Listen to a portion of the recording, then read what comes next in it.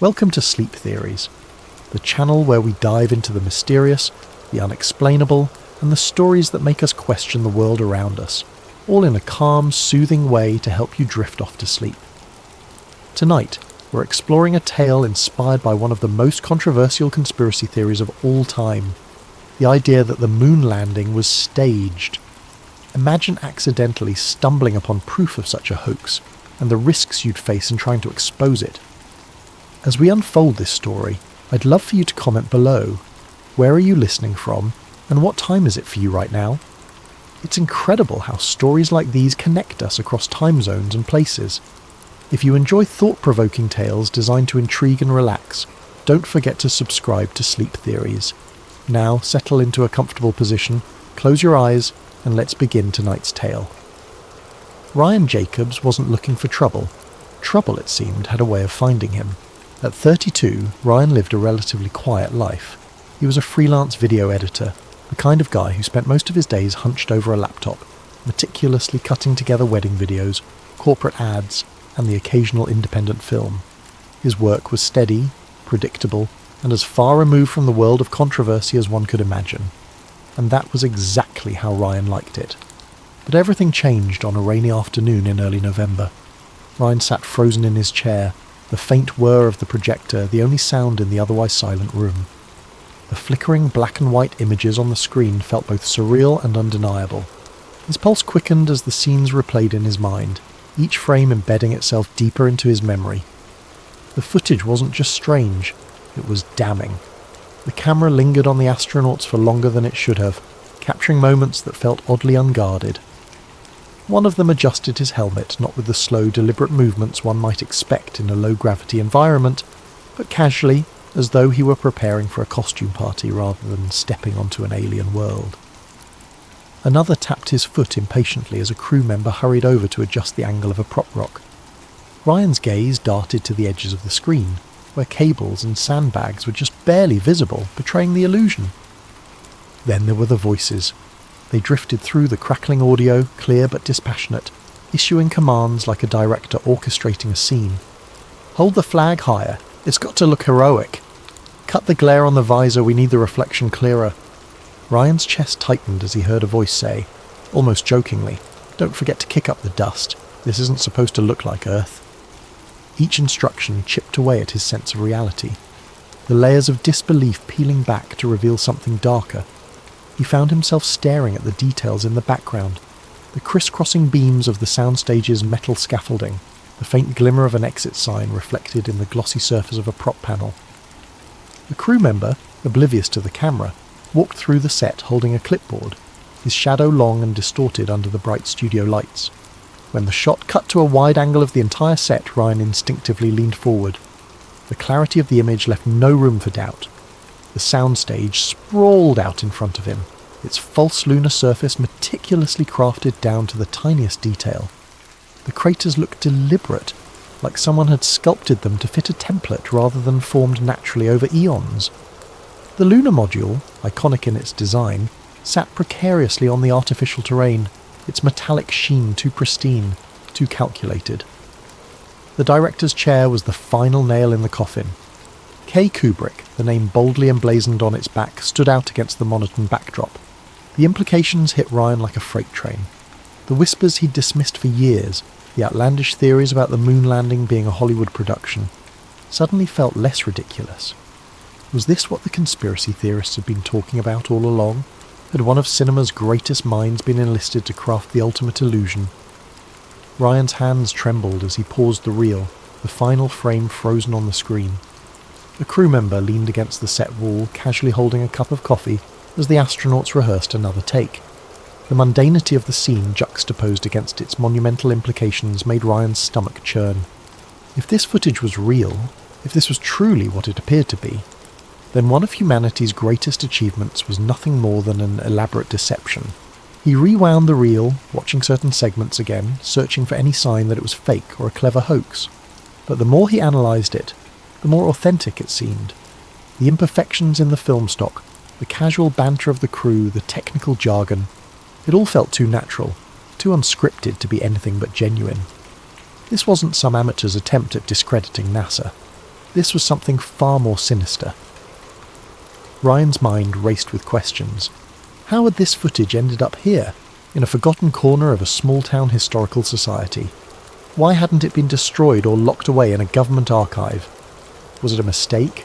An oversight by someone who never expected it to see the light of day? Or was it left here intentionally, a breadcrumb for someone like him to stumble upon? He sat back in his chair, his breathing uneven as he stared at the now blank screen.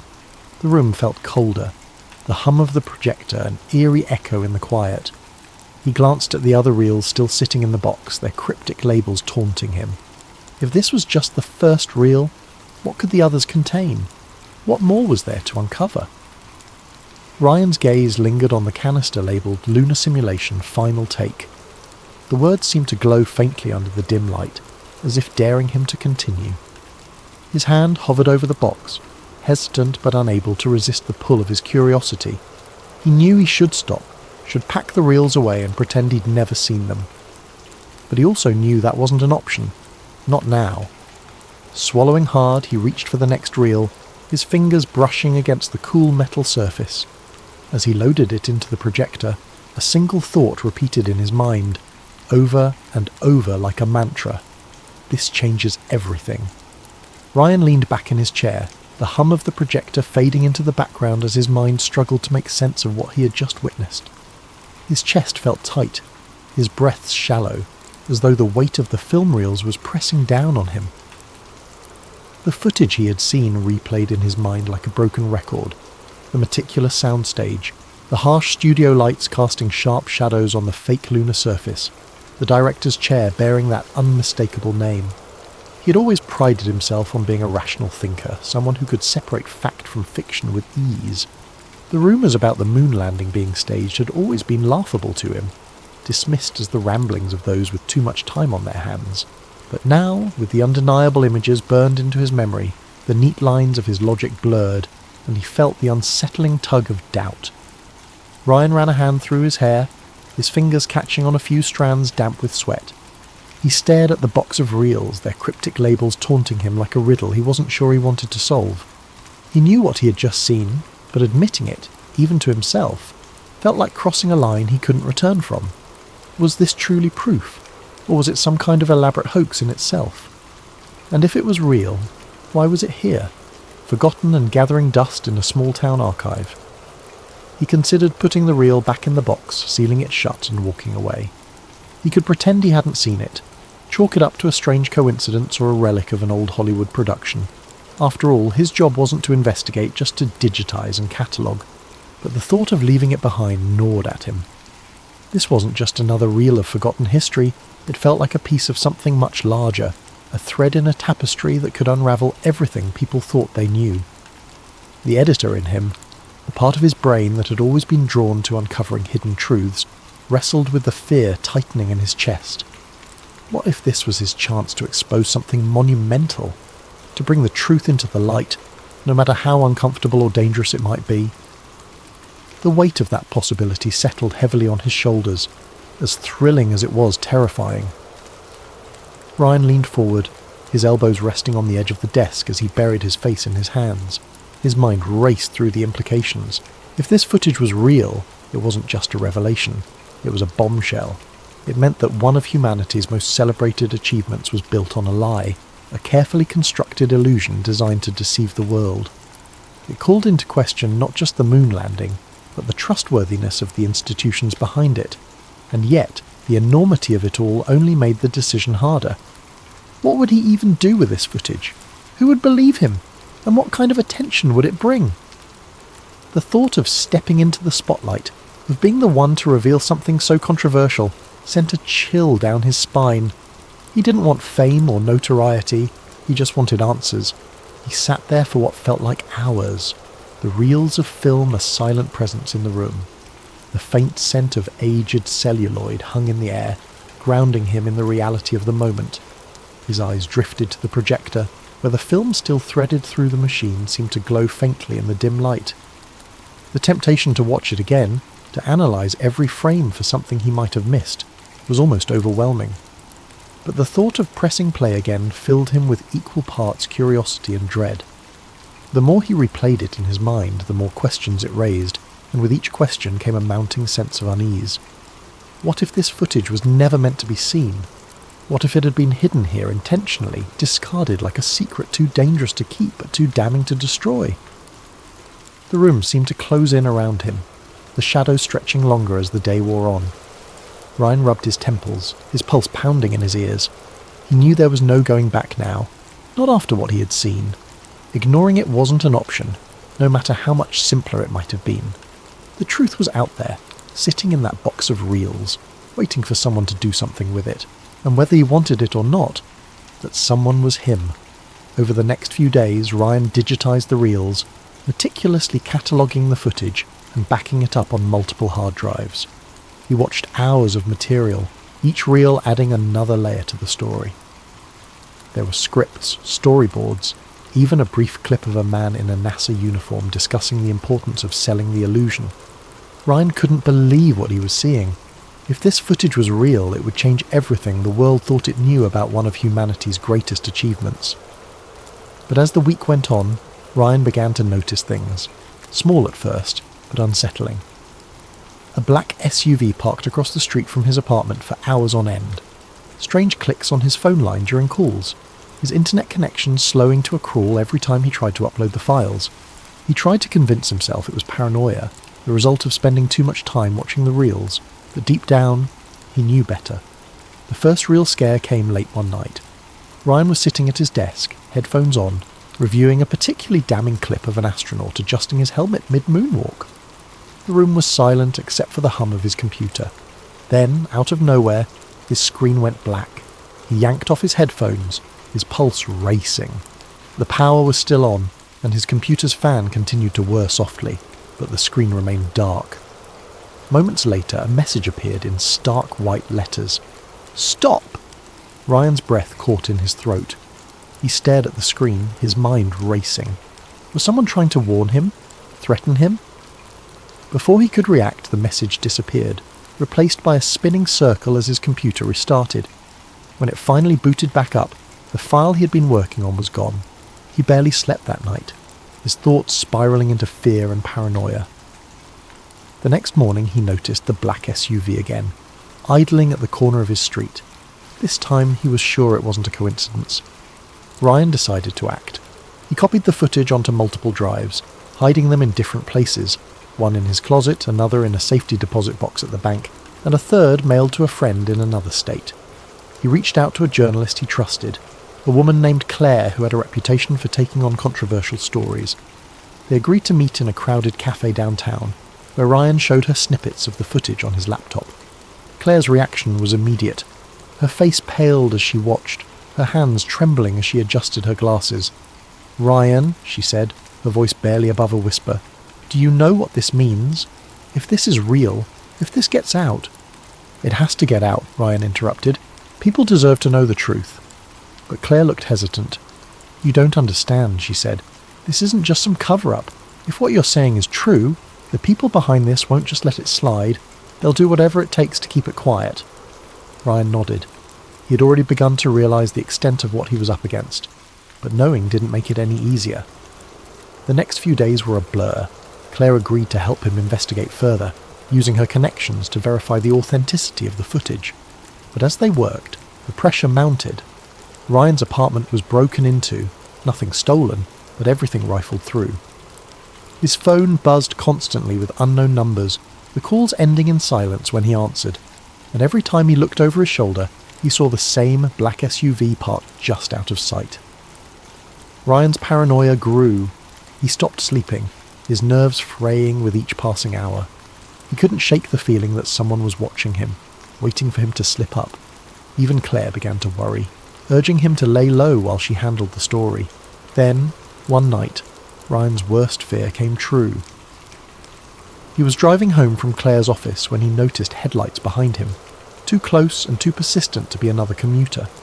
He turned onto a side street, then another, his heart racing as the car followed him. Panic set in, his hands gripping the wheel so tightly his knuckles turned white. He didn't go home that night. Instead, he checked into a cheap motel on the outskirts of town, paying in cash and parking his car out of sight. He spent the night staring at the door, half expecting it to burst open at any moment. The hard drive with the original footage was in his bag, his last line of defence against the shadows closing in around him.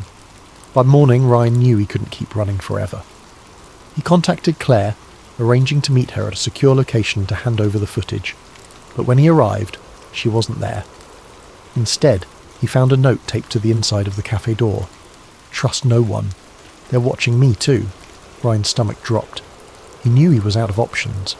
Alone and terrified, he boarded a bus to a city halfway across the country, the hard drive hidden in a pocket sewn into his jacket. He didn't know where he was going or how he'd expose the truth, but one thing was certain: the secret he carried was too important to bury. Thank you for joining us on Sleep Theories. As you drift off tonight, let this story remind you of the fine line between truth and deception, and the courage it takes to uncover what lies beneath. Sleep well, and sweet dreams. Evan Carter wasn't the kind of person who believed in conspiracies. He'd heard all the talk, people in break rooms, late-night TV shows, even podcasts his friends swore by, but he dismissed most of it as overactive imaginations looking for patterns where there weren't any. Life was messy, random. That's what he believed. So when his flight was unexpectedly rerouted through Denver International Airport, he wasn't expecting anything other than a mundane layover. The airport had always been a source of fascination for conspiracy theorists, but Evan had never paid much attention to the stories. Murals with hidden messages, strange architecture, underground tunnels leading who knows where. It all sounded like something out of a movie. Yet, as his cab pulled up to the massive structure, something about the place gave him pause. The Blue Mustang statue outside the airport was the first thing he noticed. Towering over the entrance, its glowing red eyes pierced through the dusk like a warning. The locals had nicknamed it Blucifer, a fitting moniker considering its menacing appearance. Evan had seen pictures of it before, but standing in its shadow was something else entirely. There was an unsettling energy about it, a heaviness in the air that made him grip his suitcase a little tighter. He shook it off, telling himself he was just tired. After all, it had been a long day of delayed flights and last-minute changes. The airport loomed ahead, its peaked white roof resembling a series of snow-covered mountains, or perhaps the tents of an otherworldly encampment. The design was striking, sure, but also oddly surreal. He couldn't quite put his finger on it, but something about the place felt deliberate. Inside, the airport buzzed with activity. Travellers hurried from gate to gate, their footsteps echoing off the vast walls of the terminal. Evan checked his watch. 2 hours until his next flight. Plenty of time to grab a coffee and stretch his legs. But as he wandered through the expansive halls, his curiosity began to get the better of him. The murals were the first to catch his eye. Bright, sprawling works of art covered entire walls, their vivid colours and chaotic imagery stopping him in his tracks. One depicted scenes of destruction, fires raging, soldiers in gas masks, children crying beneath a dark sky. Yet, just a few feet away, another mural seemed to offer hope. A rainbow arching over smiling faces, hands reaching out in unity. The juxtaposition was jarring. What kind of message was the airport trying to send? Evan approached one of the murals, tilting his head as he studied the details. Amid the chaos of the scene, there were symbols tucked away in the background, patterns in the clouds, shapes carved into the mountains, even the way the figures' shadows fell on the ground. They seemed too precise to be random. It was as if the artist had hidden a code in plain sight, daring someone to unravel its meaning. "Strange, isn't it?" a voice said from behind him. Evan turned to see an older man in a janitor's uniform. The man's face was weathered, his eyes sharp despite the smile he wore. He held a mop in one hand, the other resting casually on the handle of his cart. "What's that?" Evan asked. "The murals," the man said, nodding toward the wall. "People think they're just art, but they're more than that. Messages, some say. Warnings, even." Evan chuckled nervously. "Warnings? About what?" The janitor shrugged, but his gaze didn't waver. "Depends on who you ask. Some say they're about the end of the world. Others think they're clues to something bigger, something hidden beneath the surface." "Hidden beneath the surface?" Evan repeated, raising an eyebrow. The janitor leaned in slightly, lowering his voice. "This place has secrets, kid. You ever hear about the underground tunnels? They go on for miles, deeper than you'd think. Some say they're for storage, others say they're bunkers. And some think, well, Let's just say there's more to this airport than meets the eye. Evan stared at the man, unsure whether he was serious or just trying to mess with him. But there was something in the janitor's tone, something in his eyes, that made him hesitate. Before he could respond, the man straightened up and pushed his cart down the hallway, whistling a tune that echoed in the cavernous space. Evan shook his head, telling himself it was just a bit of local law. Still, he couldn't shake the feeling the man had left him with. As he continued walking, he noticed other oddities he hadn't picked up on before. The strange gargoyle sculptures perched near the baggage claim, the way certain hallways seemed to curve subtly, almost imperceptibly, as if guiding him somewhere he didn't intend to go. And then there were the symbols. They were everywhere, etched into the floor tiles, carved into the walls, even woven into the patterns of the carpeting. They weren't immediately noticeable, but once he started looking, he couldn't stop seeing them. Some were geometric, others more abstract, but they all seemed to share a common language, one Evan didn't understand but couldn't ignore. With over an hour left before his flight, Evan found himself wandering deeper into the airport, drawn by a mix of curiosity and unease. The main terminal, with its bustling crowds and steady hum of announcements, faded into the background as he moved into a quieter section. The lighting seemed dimmer here, the polished floors giving way to scuffed tiles that reflected the occasional flicker of a fluorescent bulb. The further he walked, the more the energy of the place shifted. It wasn't just the physical quiet, it was an oppressive stillness, the kind that crawled under his skin and made his instincts prick with unease. At first, he tried to dismiss the feeling, attributing it to nothing more than nerves. He had always been a bit anxious in unfamiliar places, and Denver International Airport was massive, its labyrinthine layout disorienting even for frequent travellers. But as he passed row after row of empty seating areas and darkened kiosks, the sensation grew stronger. It wasn't just that the crowds had thinned out, it was as though this section of the airport had been entirely forgotten. The usual comforting backdrop of distant conversations, rolling suitcases and footsteps was gone, replaced by an eerie silence that pressed against his ears. That's when he saw it. At the end of a dimly lit corridor, tucked between two maintenance doors, was another door, unmarked and slightly ajar. The fluorescent light above it buzzed faintly, casting a pale glow that seemed to draw his eyes like a beacon. Something about the door felt inherently wrong. It didn't belong here, out in the open yet somehow hidden, as though it were waiting for someone to notice it. Evan stopped a few feet away, his heart pounding in his chest. He hesitated, his logical mind urging him to turn back. This wasn't his business, and it was probably just a service area or a restricted zone. But something about the door gnawed at him, a whisper of a challenge that tugged at his curiosity. His eyes darted to the corners of the hallway. There were no security cameras, no signs warning him to keep out, and no staff nearby. The area was so still, so utterly devoid of life, that it felt almost unreal. Evan stepped closer, his sneakers squeaking softly against the tiles. He pushed the door open slowly, the hinges creaking in protest. Beyond it was a narrow stairwell, the kind you might find in a service area or a building's emergency exit. The air here was different, cooler, almost damp, with a faint metallic tang that clung to the back of his throat. A fluorescent light at the top of the stairs flickered intermittently, casting uneven shadows that danced along the walls. As his footsteps echoed against the concrete, Evan's unease deepened. Every step felt heavier than the last, his breathing shallow as the dim light at the top of the stairs faded further into the distance. He could hear the faint hum of machinery, the low vibration that seemed to emanate from the very walls, thrumming in his chest like a heartbeat. It was hypnotic in a way, pulling him forward even as every rational part of him screamed to turn back. At the bottom of the stairs, he found himself in a long, sterile hallway. The walls were stark, made of plain concrete and steel, lined with doors that bore no signs or labels. The air was still cooler down here, and the faint hum he'd heard earlier was louder now, a steady thrum that felt alive somehow.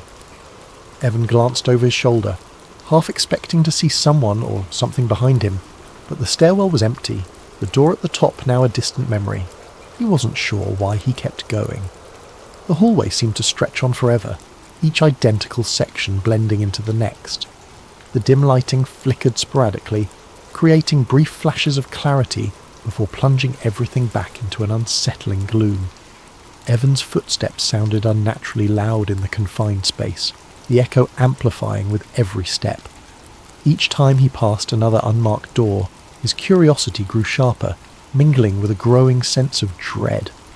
Finally, he reached a door that stood out from the rest. It was heavier than the others, its surface marked with intricate symbols etched deeply into the metal. The patterns were strange, almost geometric, and looked disturbingly familiar. He recognized them from the murals and floor tiles upstairs, symbols he'd dismissed as abstract design elements, but now seemed to carry a darker significance. His hand hovered over the handle, his mind racing. He pressed his ear to the cold surface and froze. There were voices on the other side.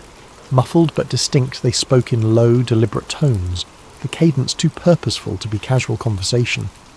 He couldn't make out the words, but there was an undeniable intensity in their tone, a weight that made him hesitate. Every instinct screamed at him to walk away, to turn around and pretend he'd never seen this door. But his curiosity had already taken hold, and the pull of whatever lay beyond was too strong to resist. With a deep breath, Evan gripped the handle and turned it. The door was surprisingly smooth, opening with a soft hiss. As it swung inward, a dim, sterile light flooded out, bathing the hallway in its glow. What he saw inside froze him in place, his breath catching in his throat. The room was enormous, far larger than he had expected, and filled with rows of monitors mounted on every wall. Each screen displayed something different: maps, blueprints, live surveillance feeds, and lines of coded data scrolling too fast to read. The air was filled with a faint hum, punctuated by the occasional beep of unseen machinery. In the centre of the room stood a massive circular table, its surface covered in documents, schematics, and objects he couldn't immediately identify. And then he saw them, the group of people standing around the table. Their figures were obscured by the dim light, but their presence was unmistakable. They were dressed in dark suits, their movements deliberate, their posture commanding. They spoke to each other in hushed tones, their faces partially turned away. At the head of the table stood a woman, her silhouette sharp and defined.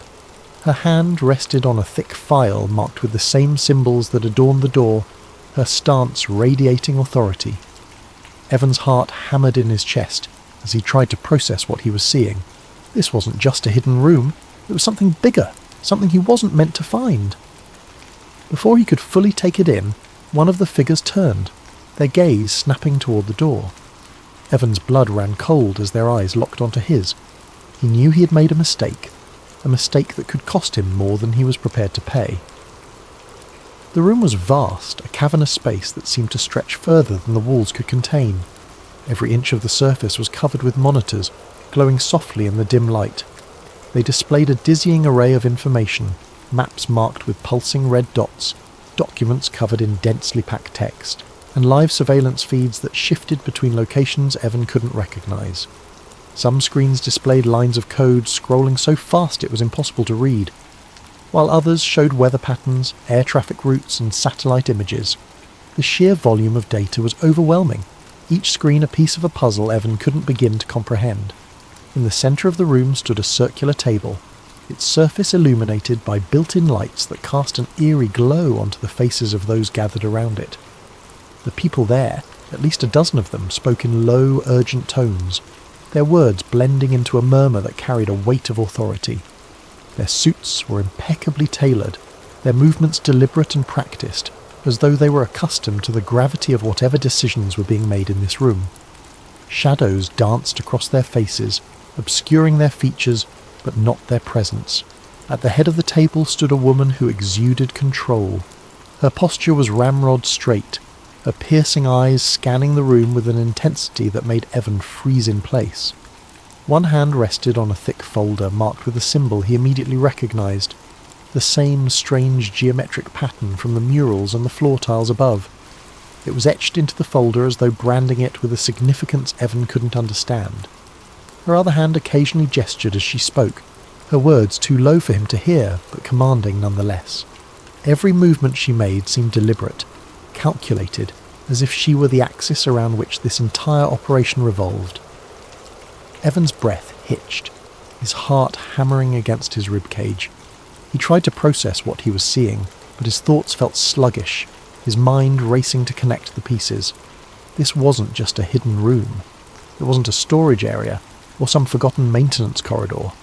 This was something far bigger, something that wasn't meant to exist, at least not in a place as mundane as an airport. He felt like a trespasser in a world he didn't belong to, an unwelcome observer of a secret that should never have been uncovered. As he stood there, paralysed by the scene before him, one of the figures around the table turned. Their movement was subtle, a casual glance toward the door, but when their eyes locked onto Evan, the air seemed to shift. A chill ran down his spine, and the weight of their gaze pinned him in place. His instinct was to run, to turn and bolt back down the hallway, but his feet refused to move. He was frozen, his mind caught in a battle between fear and disbelief. Before he could react, he felt a hand clamp down on his shoulder. The grip was firm, unyielding, and he spun around to see two men in black uniforms standing behind him. Their faces were expressionless, their eyes cold and assessing. They exuded the kind of quiet menace that came from absolute confidence in their authority. One of them stepped closer, his voice low and menacing. "You're not supposed to be here," he said, each word deliberate as though there were no room for misunderstanding. Evan opened his mouth to respond, to stammer out an excuse, but no sound came. His mind raced, searching for an explanation, an apology, anything that might diffuse the tension, but the words wouldn't come. His breath quickened, his vision narrowing as panic began to set in. One of the men exchanged a glance with his partner, and before Evan could fully register what was happening, he felt the sharp prick of a needle in his neck.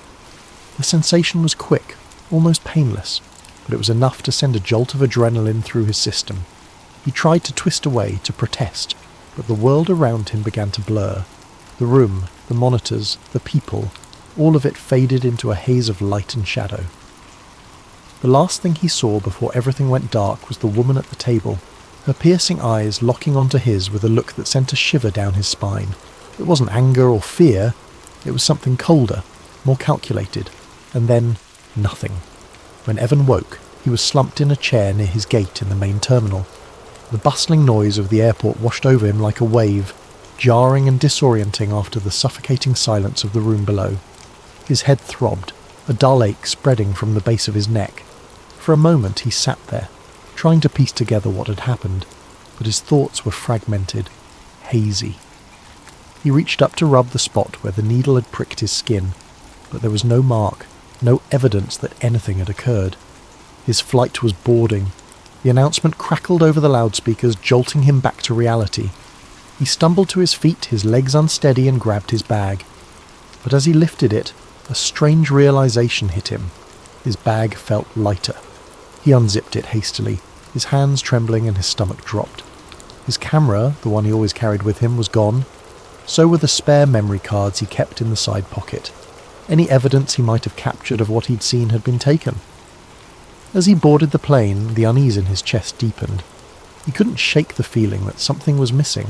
Not just the camera, but pieces of his memory, fragments of the time he'd spent in the hidden room. It was as though his mind had been deliberately fogged, the details slipping through his grasp like sand through his fingers. The symbols, the monitors, the woman with the piercing eyes. They lingered on the edges of his consciousness, just out of reach. Evan left Denver that night, but the airport never left him. The strange events he had witnessed became like a splinter in his mind, impossible to ignore but equally impossible to fully grasp. He tried to tell friends about it, to explain the unsettling feeling that had taken root in his chest, but the words sounded absurd even to him. Every time he brought it up, he saw the skepticism in their eyes, the subtle shift in their demeanour as they tried to humour him without outright dismissing his story. Eventually he stopped talking about it. He buried the memories, convincing himself it was easier to let them fade. But every so often, when he saw a news story about Denver International Airport, or caught a glimpse of its distinctive roofline in a photograph, that old unease would creep back in. The symbols, the murals, the strange room beneath the surface, they haunted him like a half-remembered dream, a puzzle he could never quite solve. In the years that followed, Evan avoided flying through Denver whenever he could, but no matter how far he stayed from the airport, he couldn't shake the feeling that he had stumbled onto something vast and hidden, a secret he was never meant to uncover. and though he tried to push it from his mind, one question lingered, gnawing at the edges of his thoughts. What had he seen beneath the airport that night, and how far would someone go to ensure he never found out? Thank you for spending this time with us at Sleep Theories. May this story of intrigue and mystery lull you into a peaceful slumber. As you drift off, remember that the line between the known and the unknown is often thinner than we think. Sleep well and sweet dreams. Welcome to Sleep Theories, the channel where we dive into the fascinating and mysterious stories that make you wonder what's really out there. Tonight's tale will take you on a journey into one of the most chilling and elusive phenomena known to humanity, alien abduction. Before we begin, I'd love to know where you're listening from and what time it is. It's amazing to think about all the places these stories reach and connect us. If you enjoy unravelling the mysteries of the unknown in a calm and reflective way, don't forget to subscribe to Sleep Theories. Now find a comfortable position, let your mind drift, and prepare to journey into a world where the line between reality and imagination is anything but clear. Evelyn Harper never considered herself special. She lived in a small, quiet town on the edge of the Midwest, where the stars felt closer than the ground beneath her feet. A schoolteacher by day, Evelyn spent her nights in solitude, enjoying the tranquility her life offered. She often joked that her only companions were her books and the humming crickets outside her window. She liked it that way. It was simple, predictable. Evelyn's days were measured by the comforting rhythms of small-town life. She woke at dawn to the sound of birds chirping outside her modest farmhouse, their melodies blending with the faint rustle of wind through the trees. Her mornings were always the same: coffee in her favourite mug, the one with a chip on the rim from years of use, and the daily crossword puzzle from the town's only newspaper. By the time she'd finished her second cup, the sun would have risen fully, casting its golden light over the rolling fields that stretched out to meet the horizon. She loved her job, even though it wasn't always easy. Her third-grade classroom was a mix of chatter and laughter, with moments of quiet focus as her students worked through spelling tests or art projects. Evelyn had a way of making the lessons come alive, weaving stories and songs into her teaching that left her students eager to learn. She found joy in their curiosity, their boundless energy, and the way they reminded her to see the world through fresh eyes. After school, Evelyn would linger in her classroom, tidying up the day's messes and preparing for the next. She liked the quiet moments when the hallways were empty, and the only sound was the creak of the old wooden floors beneath her footsteps. It was a chance to reflect, to breathe, and to remind herself why she loved what she did. Her evenings were her own, a sanctuary of peace and stillness. She'd return home to her cosy house at the edge of the town, where the fields seemed to stretch forever and the world felt impossibly wide. She would cook simple meals, often from the vegetables she grew in her small garden, and eat by the light of a single lamp in her kitchen. Afterwards, she'd settle into her favourite armchair by the window, a well-worn novel or a journal in her lap. Evelyn's favourite time of day was dusk, when the sky turned shades of lavender and peach, and the first stars began to appear. She would step out onto her porch, mug in hand, and watch as the heavens came alive with pinpricks of light. The crickets would begin their nightly serenade, their steady rhythm a backdrop to the gentle rustle of the breeze. It was a time for reflection, for dreaming, for feeling at one with the universe.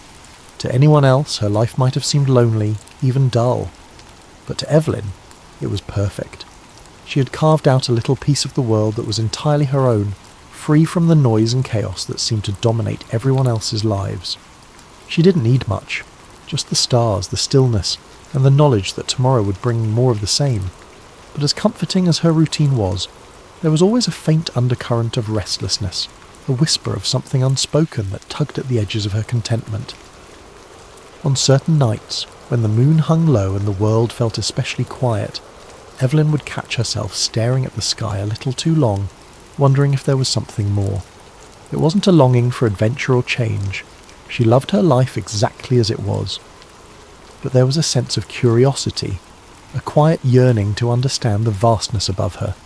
She never imagined that her life would change, not in any dramatic way at least. Evelyn Harper was a woman who believed in the beauty of small things, the laughter of her students, the warmth of the sun on her face, the way the stars seemed to wink at her from the dark expanse of the night sky. Her world was small, and she liked it that way. but the universe has a way of surprising us when we least expect it. And for Evelyn Harper, the stars she loved so dearly were about to draw her into a mystery far greater than anything she had ever dreamed. It began on an unremarkable Tuesday evening. The air was warm, thick with the scent of blooming wildflowers, and Evelyn had just settled onto her porch with a cup of tea. Her home sat at the edge of a sprawling field, with nothing but open land and endless sky stretching toward the horizon. She found peace in the stillness, in the way the wind whispered through the grass, its gentle rustling a lullaby for her thoughts. But that night, the quiet felt different. There was an unease in the air, a stillness too deep, like the world was holding its breath, waiting for something to happen. Evelyn shifted in her chair, her gaze lifting to the sky as she tried to brush off the odd sensation creeping over her. The stars were unusually bright that night, scattered across the velvety darkness like shards of diamond. The moon hung low, casting a pale glow over the fields, and for a moment Evelyn allowed herself to relax, letting the familiar beauty of the night wash over her. She sipped her tea, savouring the warmth as it spread through her chest, and listened to the crickets' steady song, their chirping a constant companion in her otherwise solitary evenings. But then the crickets stopped. It wasn't gradual. One moment, their symphony filled the air, and the next, there was nothing but silence. A deep, unnerving silence that seemed to press down on her, wrapping around her like a heavy blanket. Evelyn froze, her cup poised halfway to her lips. Her heart quickened as her eyes darted to the edge of the field, searching for the source of the disruption. It wasn't uncommon for the crickets to pause momentarily when a predator passed nearby, a fox perhaps, or a stray cat. But this felt different. The silence stretched on, growing heavier with each passing second. Setting her tea down with trembling hands, Evelyn leaned forward, her fingers gripping the armrests of her chair. She squinted into the darkness, her eyes scanning the horizon for any sign of movement. The wind had stilled, the grass no longer swaying in its gentle rhythm, as if the entire world had been frozen in place. A chill ran down her spine, and she pulled her shawl tighter around her shoulders, suddenly acutely aware of how exposed she was in the open air. And then she saw it. A faint light, hovering just above the field, no bigger than a lantern at first glance. Evelyn blinked, unsure if her tired eyes were playing tricks on her. But the light remained, unwavering and steady, casting a soft glow that danced like fireflies in the night. At first she thought it might be a plane, but the way it moved dispelled that idea almost instantly. It didn't glide smoothly across the sky. Instead, it darted back and forth, moving with an unnatural precision that defied logic. Its glow shifted between hues of blue, green and white, as if it were alive, pulsating with its own heartbeat. Evelyn's breath caught in her throat as she rose slowly to her feet, her hands gripping the porch railing for support. She couldn't tear her eyes away from the light, her body frozen between awe and fear. It was like nothing she had ever seen before, and the longer she watched, the more a strange sense of unease crept over her. Her mind raced, trying to rationalize what she was seeing. Could it be a drone, some kind of experimental aircraft? But deep down she knew, whatever it wasn't man-made. The light grew brighter, its glow spilling across the field and illuminating the tall grass in an otherworldly radiance. Evelyn took an involuntary step back, her heartbeat pounding in her ears. The silence around her was absolute, broken only by the faint hum that seemed to emanate from the light itself, a sound so low and resonant it seemed to vibrate in her chest. She could feel the air shift around her, charged with an energy she couldn't describe. It was as if the night itself had come alive, holding its breath along with her, and then, just as suddenly as it had appeared, the light vanished. The field plunged back into darkness, the stars above seeming impossibly dim in the wake of the light's brilliance.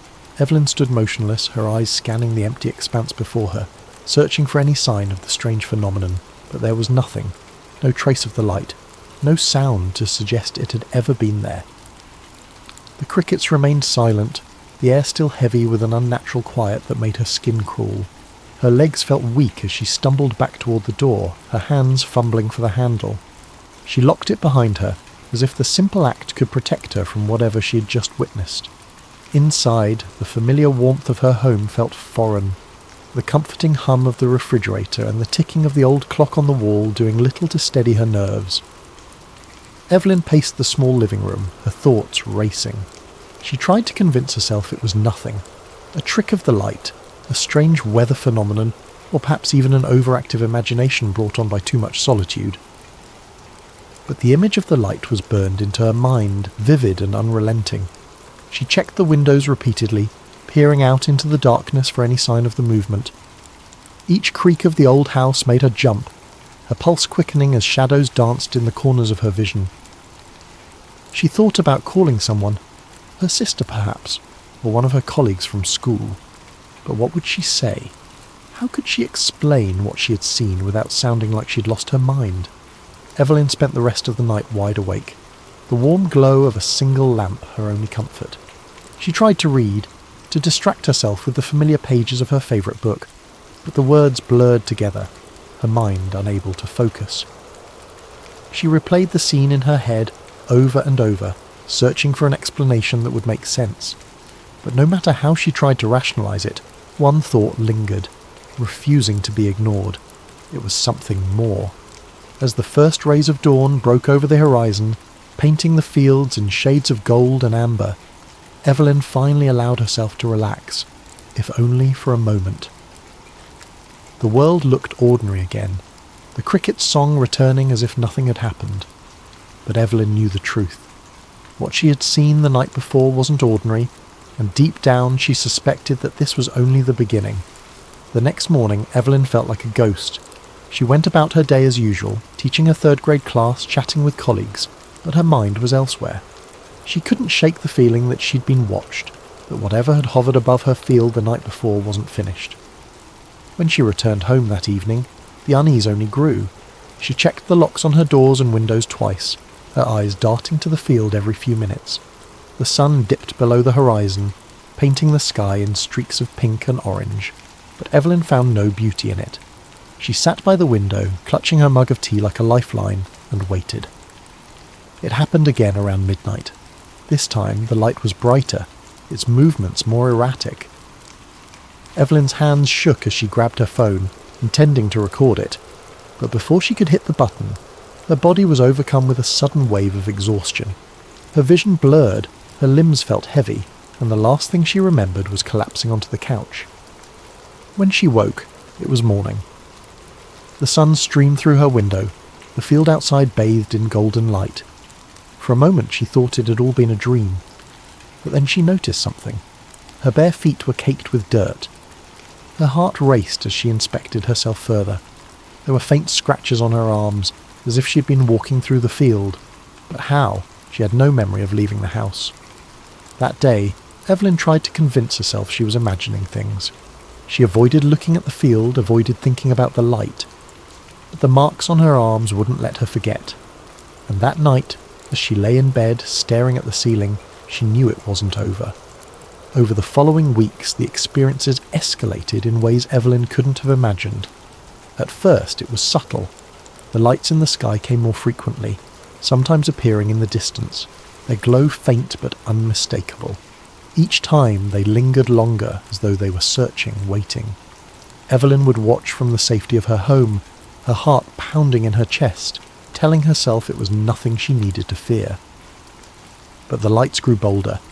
They began appearing closer, illuminating her fields with an intensity that turned the familiar landscape into something alien and unrecognizable. Their brightness pierced through her curtains, seeping into her sanctuary like an unwelcome intruder. And then there were the marks. She noticed the first one on a cool morning as she stood in front of her bathroom mirror. It was small, perfectly circular, just below her collarbone. It didn't hurt, but its precision unnerved her. Over the following nights, more appeared, on her arms, her legs, even the back of her neck. They were always the same, small, round, and too symmetrical to be accidental. Evelyn tried to rationalise them. Perhaps she'd bumped into something, or maybe it was a strange reaction to a bug bite. But deep down, she knew these explanations didn't hold up. The marks were too deliberate, too uniform. Then there was the humming. It began as a faint noise, so soft she thought it was her imagination. But as the nights went on, it grew louder, more insistent. It wasn't coming from outside, nor was it a sound her house should make. It seemed to emanate from nowhere and everywhere all at once, resonating through the walls, the floor, and even her own body. It wasn't just a noise, it was a feeling, a vibration that settled deep in her chest and made her stomach churn.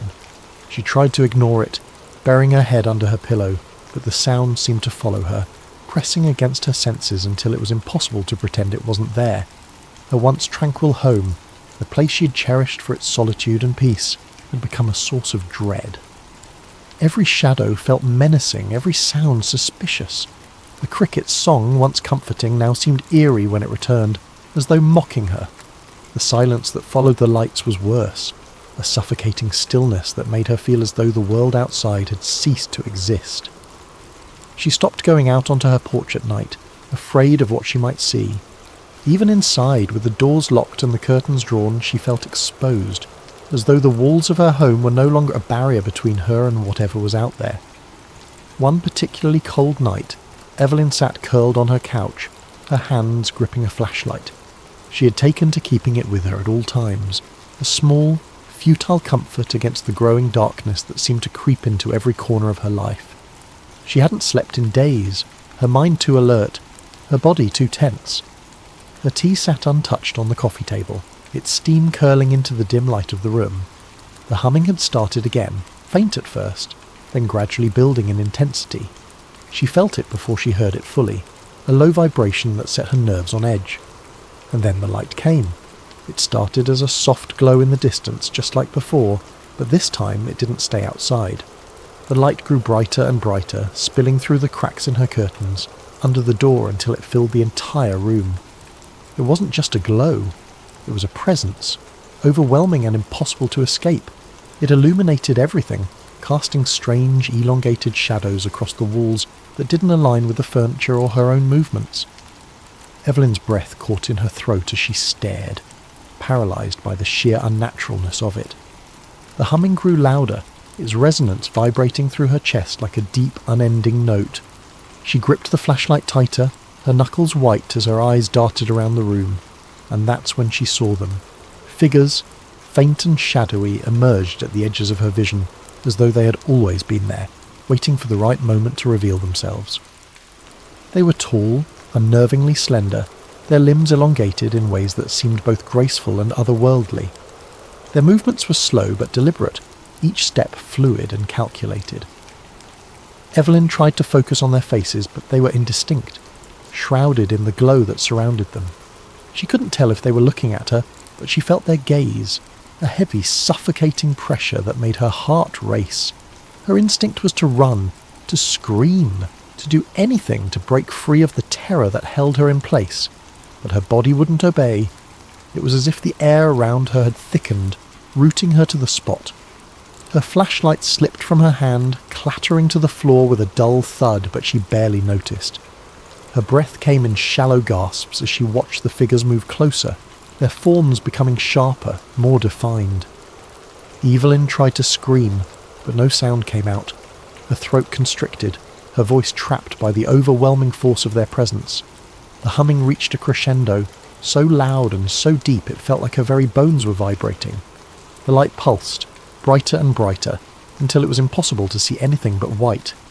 Tears streamed down her face, and her vision blurred as the pressure around her grew unbearable, and then everything went dark. When Evelyn woke, she was lying on her couch, the flashlight still on the floor beside her. The light was gone, the humming a distant memory. The room was eerily still. The only sound, the faint ticking of the clock on the wall. Her body ached, her limbs heavy as though she had been running for miles. She touched her neck and felt a new mark, cold and smooth, as if etched into her skin. Her mind raced, trying to piece together what had happened, but the memories were fragmented, slipping through her grasp like water through her fingers. The night had changed her.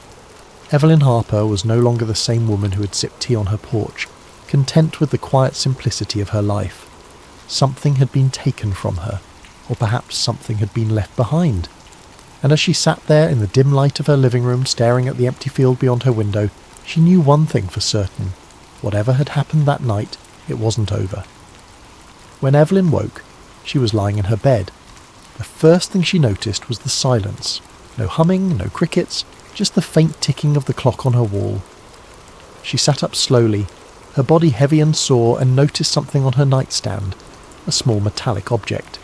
It was unlike anything she had ever seen, its surface smooth and reflective, with intricate patterns etched into it. She didn't remember bringing it home, didn't remember much of anything. Her last clear memory was the light and the figures. Evelyn's life was never the same after that. The visits continued, though she stopped trying to fight them. She started keeping a journal, documenting every detail she could remember. The lights, the humming, the strange sensations. She researched alien abduction stories, finding comfort in the accounts of others who claimed to have experienced similar phenomena. But no amount of research could explain what was happening to her. She tried to tell a friend once, but the conversation didn't go well. The skepticism in their eyes, the forced politeness of their responses, it was too much. Evelyn realised she was alone in this, that no one would believe her. So she retreated further into herself, keeping her experiences a secret. But the most unsettling part wasn't the lights or the marks or even the figures. It was the memories that began surfacing in her dreams, fragments of something she couldn't fully grasp. She saw herself lying on a cold metallic table, bright lights shining down on her. She felt hands, soft, delicate, touching her skin, heard whispers in a language she didn't understand. The dreams felt so real, so vivid, that she often woke up gasping, her heart racing. Evelyn didn't know what they wanted or why they had chosen her, but as time went on, she began to feel a strange sense of acceptance. Whatever was happening, she couldn't stop it. All she could do was endure it and hope that one day she would find answers. Thank you for joining us tonight on Sleep Theories.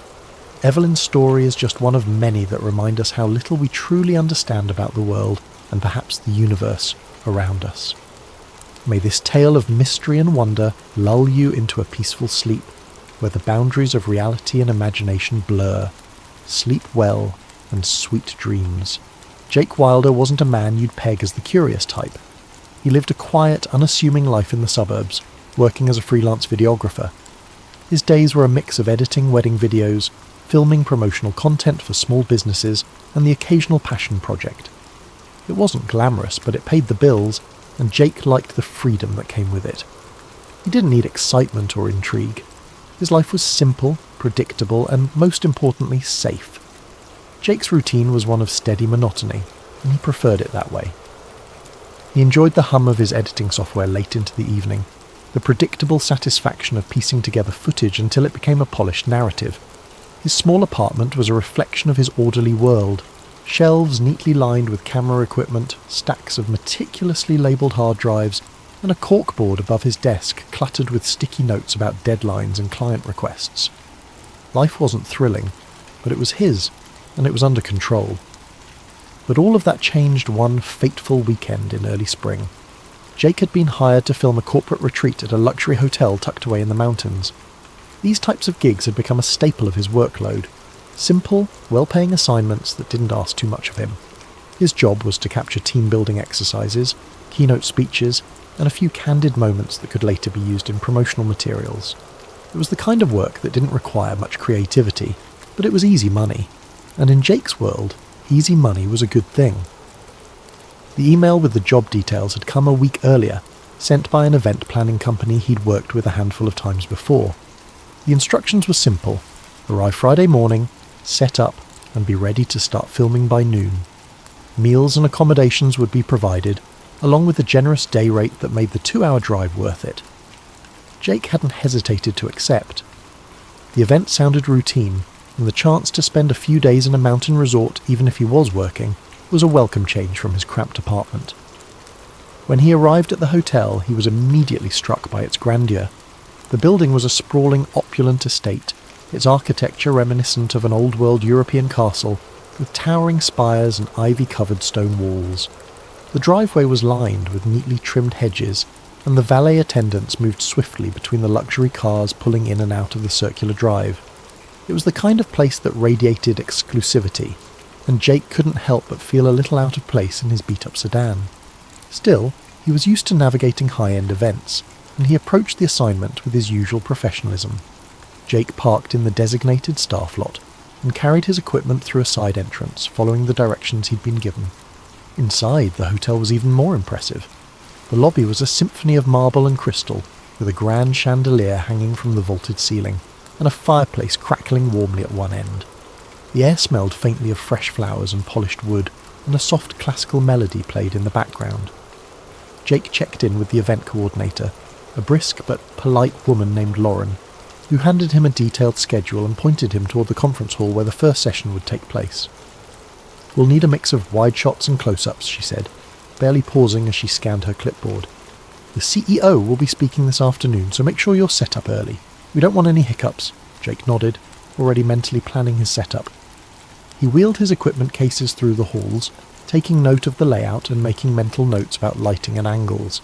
The hallways were wide and impeccably clean, the kind of place where even the smallest detail seemed deliberate. He passed other staff members setting up tables, arranging floral centerpieces, and adjusting the positions of chairs. Everyone moved with a sense of urgency but also precision, as though they'd done this 100 times before.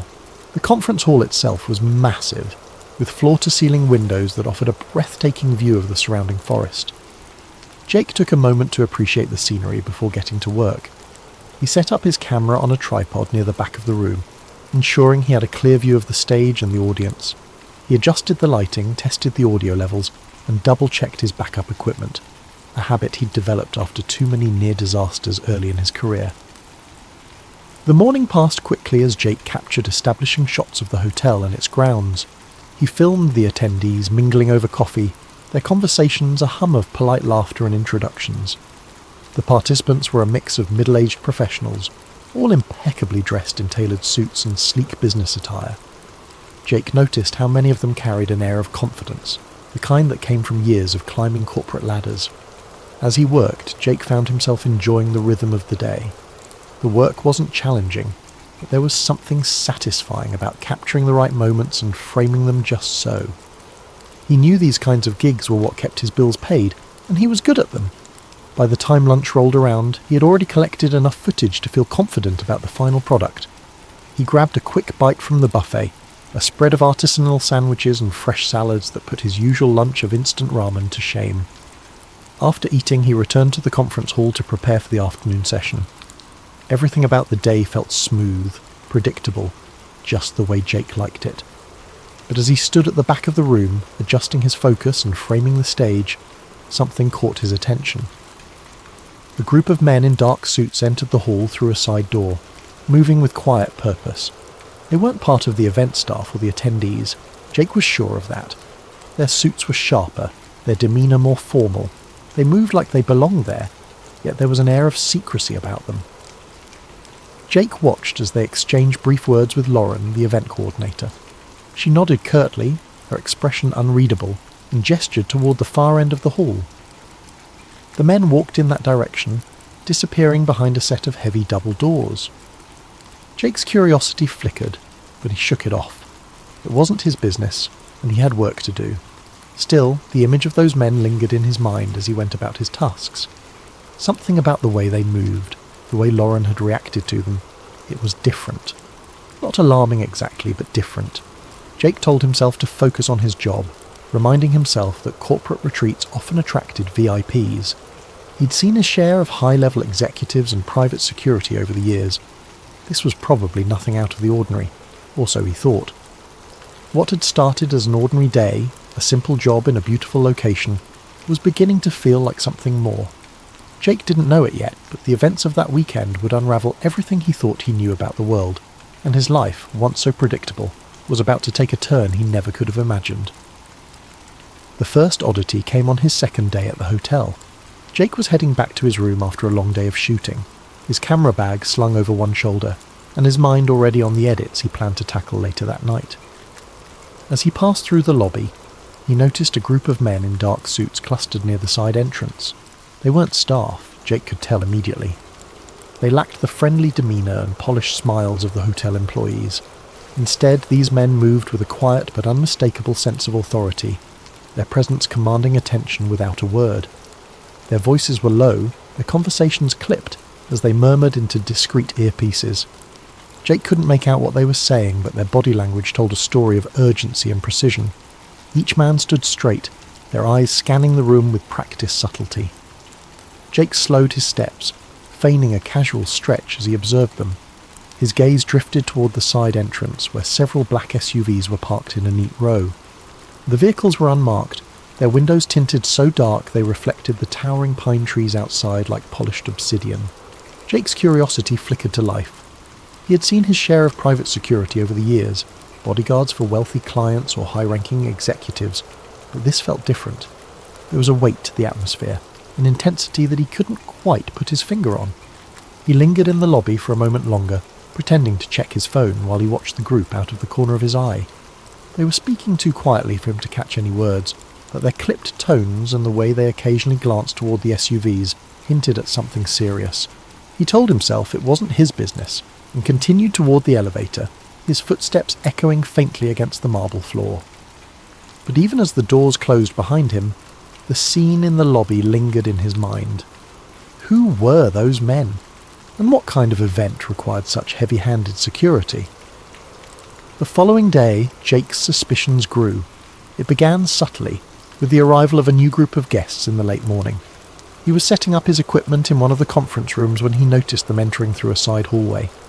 There were about a dozen of them, men and women alike, each impeccably dressed in tailored suits and designer shoes.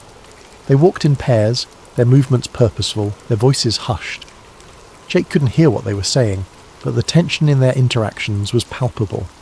They weren't laughing or making small talk like the other attendees. Instead, they exchanged glances that seemed loaded with unspoken meaning. Jake stepped behind his tripod, using it as a cover to watch them more closely. He noticed small details that made his pulse quicken. The way some of them carried slim, leather-bound portfolios, their hands clutching them tightly as though they contained something invaluable.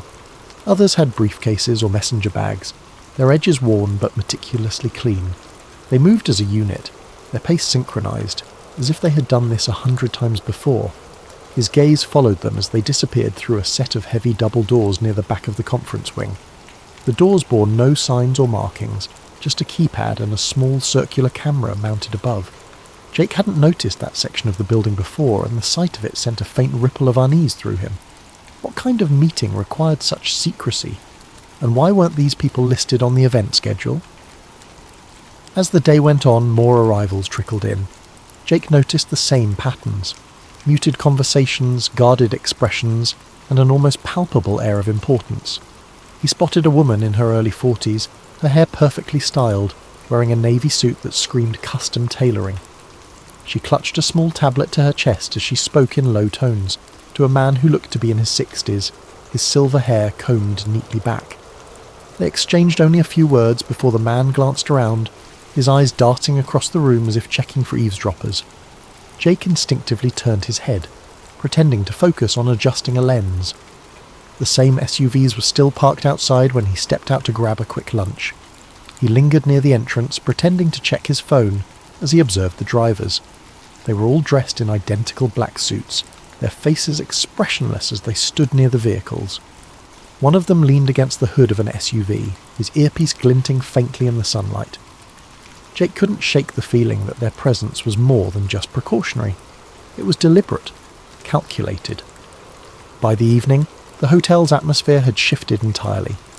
The once relaxed ambiance of a corporate retreat had been replaced by something more subdued, almost heavy. Jake noticed staff members moving with more urgency, their conversations shorter, their expressions tight. Even Lauren, the ever-composed event coordinator, seemed on edge. She barked orders at her team with an intensity Jake hadn't seen before, her eyes darting toward the double doors at the back of the wing as though she were anticipating something. Jake's curiosity was no longer a flicker, it was a flame. He had spent years honing his observational skills as a videographer, noticing the smallest details to capture the perfect shot. And what he was noticing now didn't add up. The guests, the security, the unmarked SUVs, it all pointed to something far bigger than a corporate retreat. But what? He didn't have an answer, and the lack of one only made him more determined to find out. As he headed back to his room that night, his thoughts raced. Jake wasn't the type to chase mysteries or seek out danger, but something about this felt too significant to ignore. He knew he should let it go, focus on his job and avoid stirring up trouble, but as he passed the silent, shadowed hallway leading to the unmarked doors, he couldn't shake the feeling that he was standing at the edge of something monumental, something that could change everything. Later that evening, as Jake reviewed his footage in his room, there was a knock on his door. It was one of the hotel staff, a nervous-looking man who handed Jake an envelope and said, "There's been a slight change in plans. The client requests that you avoid filming in certain areas tomorrow." The staff member pointed to a highlighted section on a map of the hotel, a part Jake hadn't yet explored. Jake frowned as the man hurried away. The restricted area wasn't near any of the planned events for the retreat, which only made the restriction more curious. That night, unable to sleep, Jake's curiosity got the better of him. He grabbed his camera and decided to take a walk. The hotel was quiet, its grand hallways illuminated by soft golden light. He wandered toward the restricted area, telling himself he just wanted to see what all the fuss was about. He wasn't planning to film, just a quick look and then back to bed. When he reached the cordoned-off wing, he noticed 2 security guards stationed at a set of double doors. They were chatting in low voices, their posture relaxed. Jake lingered in the shadows, debating whether to turn back, when one of the guards got a call on his radio. The other followed him down the hall, leaving the entrance momentarily unguarded. Jake's pulse quickened. This was his chance. He slipped through the doors, moving as quietly as he could. The corridor beyond was dimly lit, the air cooler, almost sterile. He passed several empty conference rooms before he heard it, a low hum of voices coming from a room at the end of the hall. He crept closer, pressing himself against the wall as he approached the partially open door. What he saw made his breath catch. Inside was a large conference room, its walls lined with ornate wood panelling. Around a massive oval table sat dozens of people, their faces illuminated by the glow of a projector. Jake didn't recognize most of them, but a few were unmistakable. CEOs of major corporations, politicians, and even a royal figure he'd only seen on the news. They were deep in discussion, their voices too low for Jake to make out individual words. On the screen behind them, a slide displayed a title that made Jake's stomach turn. Global Economic Transition Strategy, Phase 3. Jake's hands shook as he lifted his camera, adjusting the focus to capture the scene. He panned across the room, zooming in on faces, documents spread across the table, and the titles of other slides: Media Consolidation Plan, Energy Resource Redistribution, and Population Control Measures. It felt surreal, like stepping into the plot of a dystopian novel, but this was no fiction. This was happening right in front of him. He was so engrossed in filming that he didn't hear the footsteps behind him. A hand clamped down on his shoulder, making him jump. He turned to see one of the security guards glaring at him, a walkie-talkie in hand. "What are you doing here?" the guard demanded. Jake stammered, trying to come up with an excuse, but it was no use. The guard yanked the camera from his hands, pulling him away from the doorway. Jake caught one last glimpse of the room, the projector screen now displaying a list of future meeting dates and locations, before the door was slammed shut. "Come with me," the guard said, his grip firm. Jake's mind raced. He was in trouble, serious trouble. But more than that, he was terrified of what he'd just uncovered. The guards took Jake to a small windowless room and left him there, alone, for what felt like hours. His thoughts spiraled as he sat in the hard plastic chair, staring at the blank walls. Would they call the police? Or worse, would they make him disappear? The men and women in that room weren't just powerful, they were untouchable. Finally the door opened, and a man in a tailored suit stepped inside. He closed the door quietly, his expression unreadable as he took a seat across from Jake. "Mr. Wilder," he said, his voice calm but firm, "you've stumbled into something you shouldn't have." Jake didn't respond, his throat dry. The man placed Jake's camera on the table between them. "This footage never leaves this room," he said. "Do you understand?" Jake hesitated, then nodded. He didn't have much choice. The man leaned forward, his tone softening just slightly. "You seem like a smart guy. Let me give you some advice. Walk away. Forget what you saw. This isn't your fight." Before Jake could reply, the door opened again, and 2 guards entered. They escorted him out of the room, down a series of hallways, and out of the hotel. They returned his camera, minus the memory card, and told him in no uncertain terms to leave and never come back. but Jake couldn't walk away. The memory of what he'd seen burned in his mind, the fragments of conversation he'd overheard replaying in his head. He knew he was in danger, but he also knew the world needed to know the truth. Over the following weeks, Jake began piecing together the breadcrumbs. He researched the Bilderberg Group, an annual meeting of elites shrouded in secrecy, and matched the faces he'd seen to public figures. He found mentions of other meetings hidden in plain sight and began documenting their locations and agendas. It became an obsession. Jake worked in secret, uploading encrypted videos and files to anonymous forums. He knew the risks, but the pull to expose the truth was stronger than his fear. Then, one night, as Jake sat hunched over his laptop in his darkened apartment, he heard a knock at the door. His blood ran cold. He hadn't told anyone where he lived, not since he'd started digging deeper. He closed his laptop, his heart pounding as the knock came again, louder this time. He never answered the door. Thank you for joining us tonight on Sleep Theories. Let this story remind us of the hidden forces at play in our world, and the courage it takes to seek the truth. May your dreams be filled with curiosity and wonder, and may you sleep soundly knowing that even the darkest mysteries can be brought to light. Sweet dreams, and good night. Liam Mercer had always prided himself on being a man of reason. In a world teeming with chaos and half-truths, he found comfort in the certainty of logic. He lived by it, letting it guide his every decision. His colleagues joked that he was the go-to guy for answers, the one who could debug a computer and a bad day with the same steady, pragmatic approach. To Liam, every problem was a puzzle. Every puzzle had a solution, and no solution required jumping to far-fetched conclusions. His mornings were as structured as his mindset. Liam woke at 7 a.m. sharp to the buzz of an alarm that never once needed snoozing. He brewed a single cup of dark roast coffee, black with no sugar, just the way he liked it, and scanned the news on his tablet. World events, tech updates, local weather, everything was absorbed with the detached interest of someone who preferred facts over opinions. No drama, no conspiracies, just data. His apartment was an extension of this philosophy. Neat, efficient, and minimal. Every piece of furniture served a purpose, and every cable was neatly tucked away. The walls were painted a cool grey, the shelves lined with books on coding, system architecture, and the occasional sci-fi novel he'd begrudgingly admit to enjoying. Even his closet was a study in simplicity, a palette of blues, greys and blacks that made getting dressed in the morning an effortless decision. Work was much the same. Liam arrived at the office 10 minutes early every day, greeted the receptionist with a polite nod, and slipped into his cubicle like clockwork.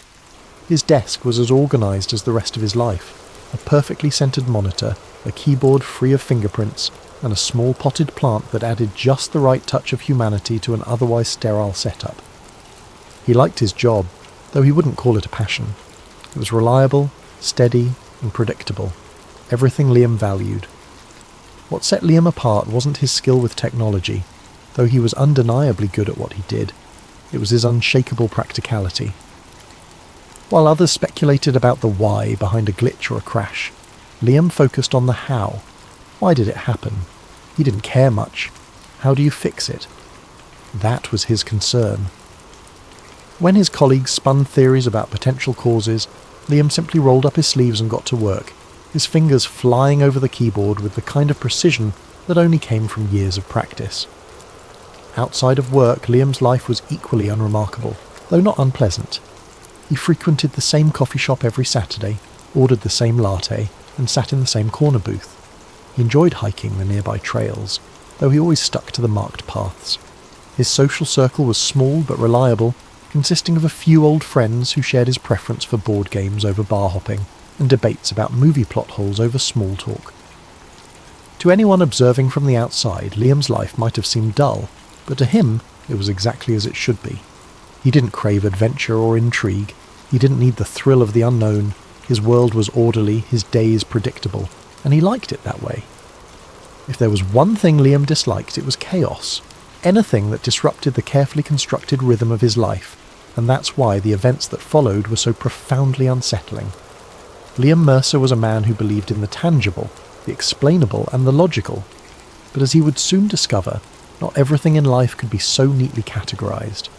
Sometimes, the answers defied explanation, and the questions were bigger than he ever imagined.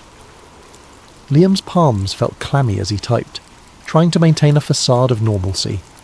He glanced at the technician, whose sharp gaze lingered on the screen for a beat too long. Liam could feel his pulse thundering in his ears, each second stretching out as if time itself were conspiring against him.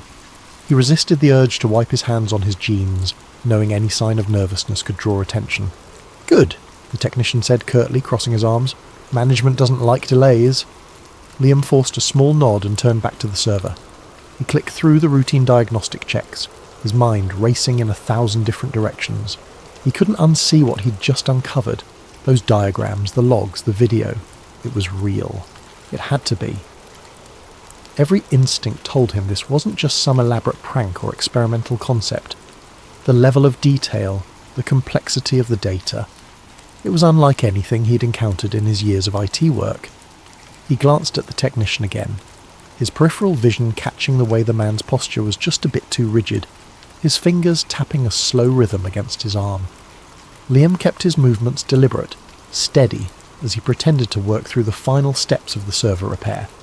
His internal clock told him he'd been in the room too long. Suspicion was the last thing he needed right now. "I'll need a few more minutes," Liam said, keeping his voice neutral. The encryption was layered in a way I didn't expect. The technician's brow furrowed slightly, but he didn't respond. Instead, he leaned against the doorframe, his watchful eyes never leaving Liam. The tension in the room felt suffocating, like an invisible weight pressing down on him. Liam couldn't help but wonder if the technician knew, or at least suspected, what he'd seen. As Liam finished the diagnostics, his thoughts churned. What should he do next? If he left the files alone, he might walk away without further incident. But if this information was as significant as it seemed, was it ethical, or even safe, to pretend he hadn't seen it? He wanted answers, but more than that, he wanted to ensure that whatever this technology was, it wouldn't endanger anyone. "I'll test the backup now," Liam said, his tone as professional as he could muster. He navigated to a safe, generic set of files to perform a routine integrity check. Outwardly, it appeared as though he was tying up loose ends, but inwardly, he was formulating a plan. He couldn't risk trying to extract any of the files here. He was being watched too closely. But if he could memorize key terms or details, perhaps he could research them later. He risked a glance at the technician. The man's eyes had drifted to his phone, his focus momentarily elsewhere. It was a small window of opportunity, but Liam didn't dare waste it. He opened the diagnostic console and quickly typed a few innocuous-looking lines of code, embedding a simple keylogger that would give him remote access to the server once he was off-site. He knew it was a gamble.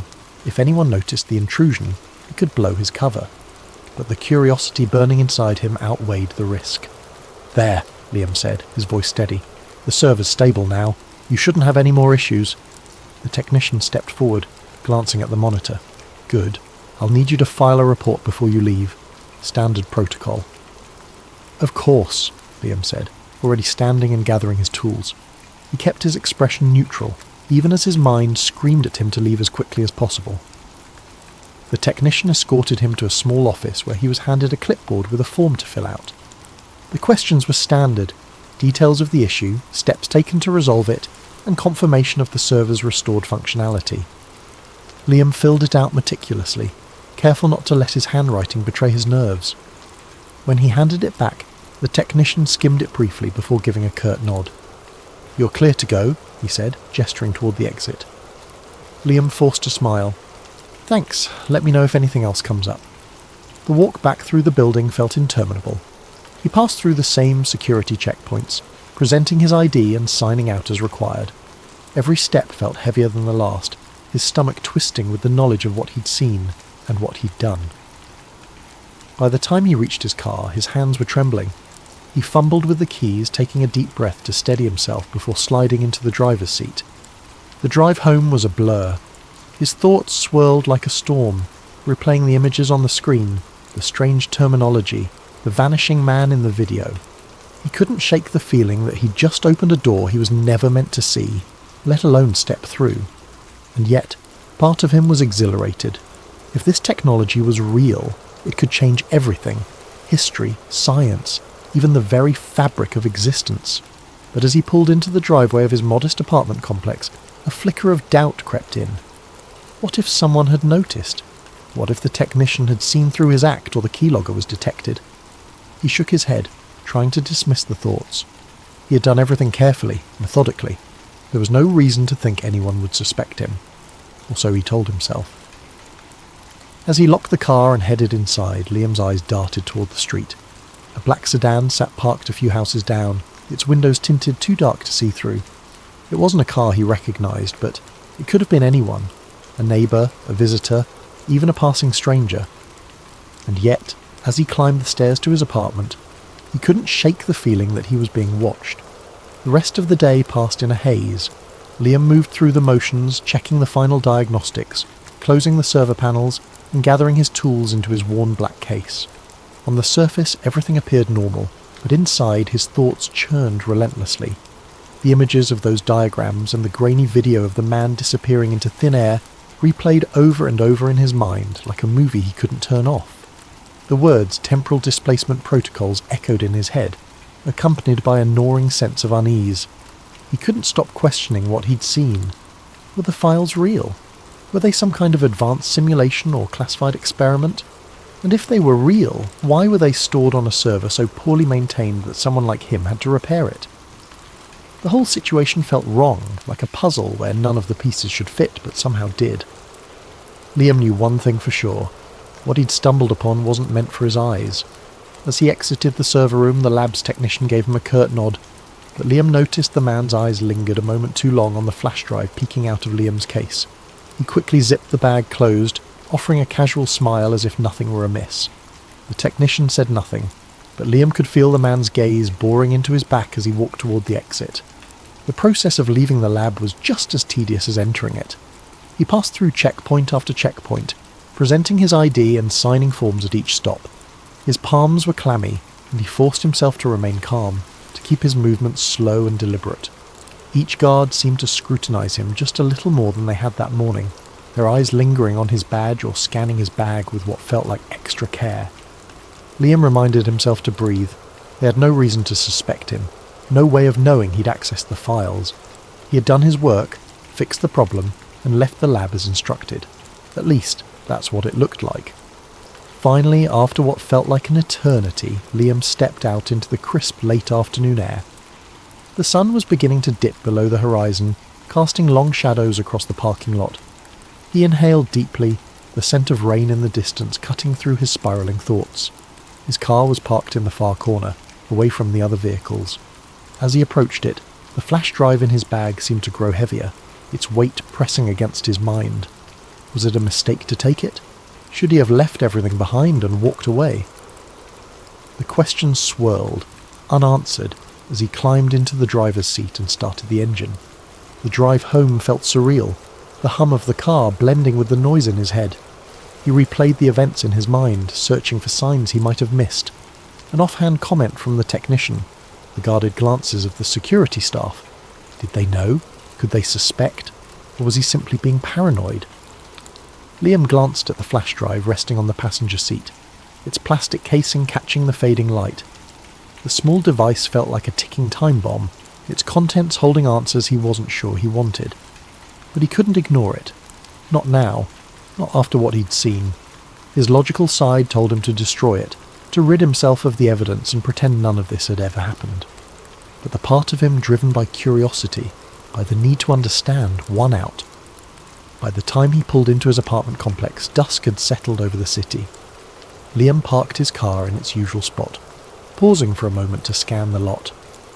Most of the spaces were empty, the faint glow of porch lights illuminating a handful of vehicles. His eyes lingered on a black SUV parked near the entrance, its windows tinted so dark they reflected the dim streetlights. It could have been anyone's car, but something about it made him pause. He shook his head, dismissing the thought as paranoia, and grabbed the flash drive before heading inside. In the safety of his apartment, Liam set his tools down and locked the door behind him. The silence was heavy, broken only by the faint hum of his refrigerator. He stood in the entryway for a moment, clutching the flash drive in his hand before heading to his desk. His laptop sat waiting, the screen dark but ready. He hesitated. the weight of what he was about to do settling over him like a shroud. Liam placed the flash drive on the desk and stared at it, his heart pounding in his chest. The questions that had haunted him all afternoon now seemed louder, more insistent. What had he gotten himself into? And what would happen if he kept going? He didn't know the answers, but he knew one thing for certain. There was no turning back now. That night, alone in his apartment, Liam opened the files again. He pored over the data, the calculations, the logs of temporal excursions. There were entries describing experiments with objects, sending a coin or a watch back in time, observing changes in its condition. Some logs mentioned people, though the details were vague. One entry caught his attention. Subject failed to return. Possible instability in the temporal anchor. Liam shuddered, the weight of what he was reading pressing down on him. Over the next week, Liam became consumed by the discovery. He barely ate, barely slept, his mind racing with the implications of what he had found. If time travel was real, it explained so much. Historical anomalies, unexplainable artifacts, sudden shifts in technology. But it also raised terrifying possibilities.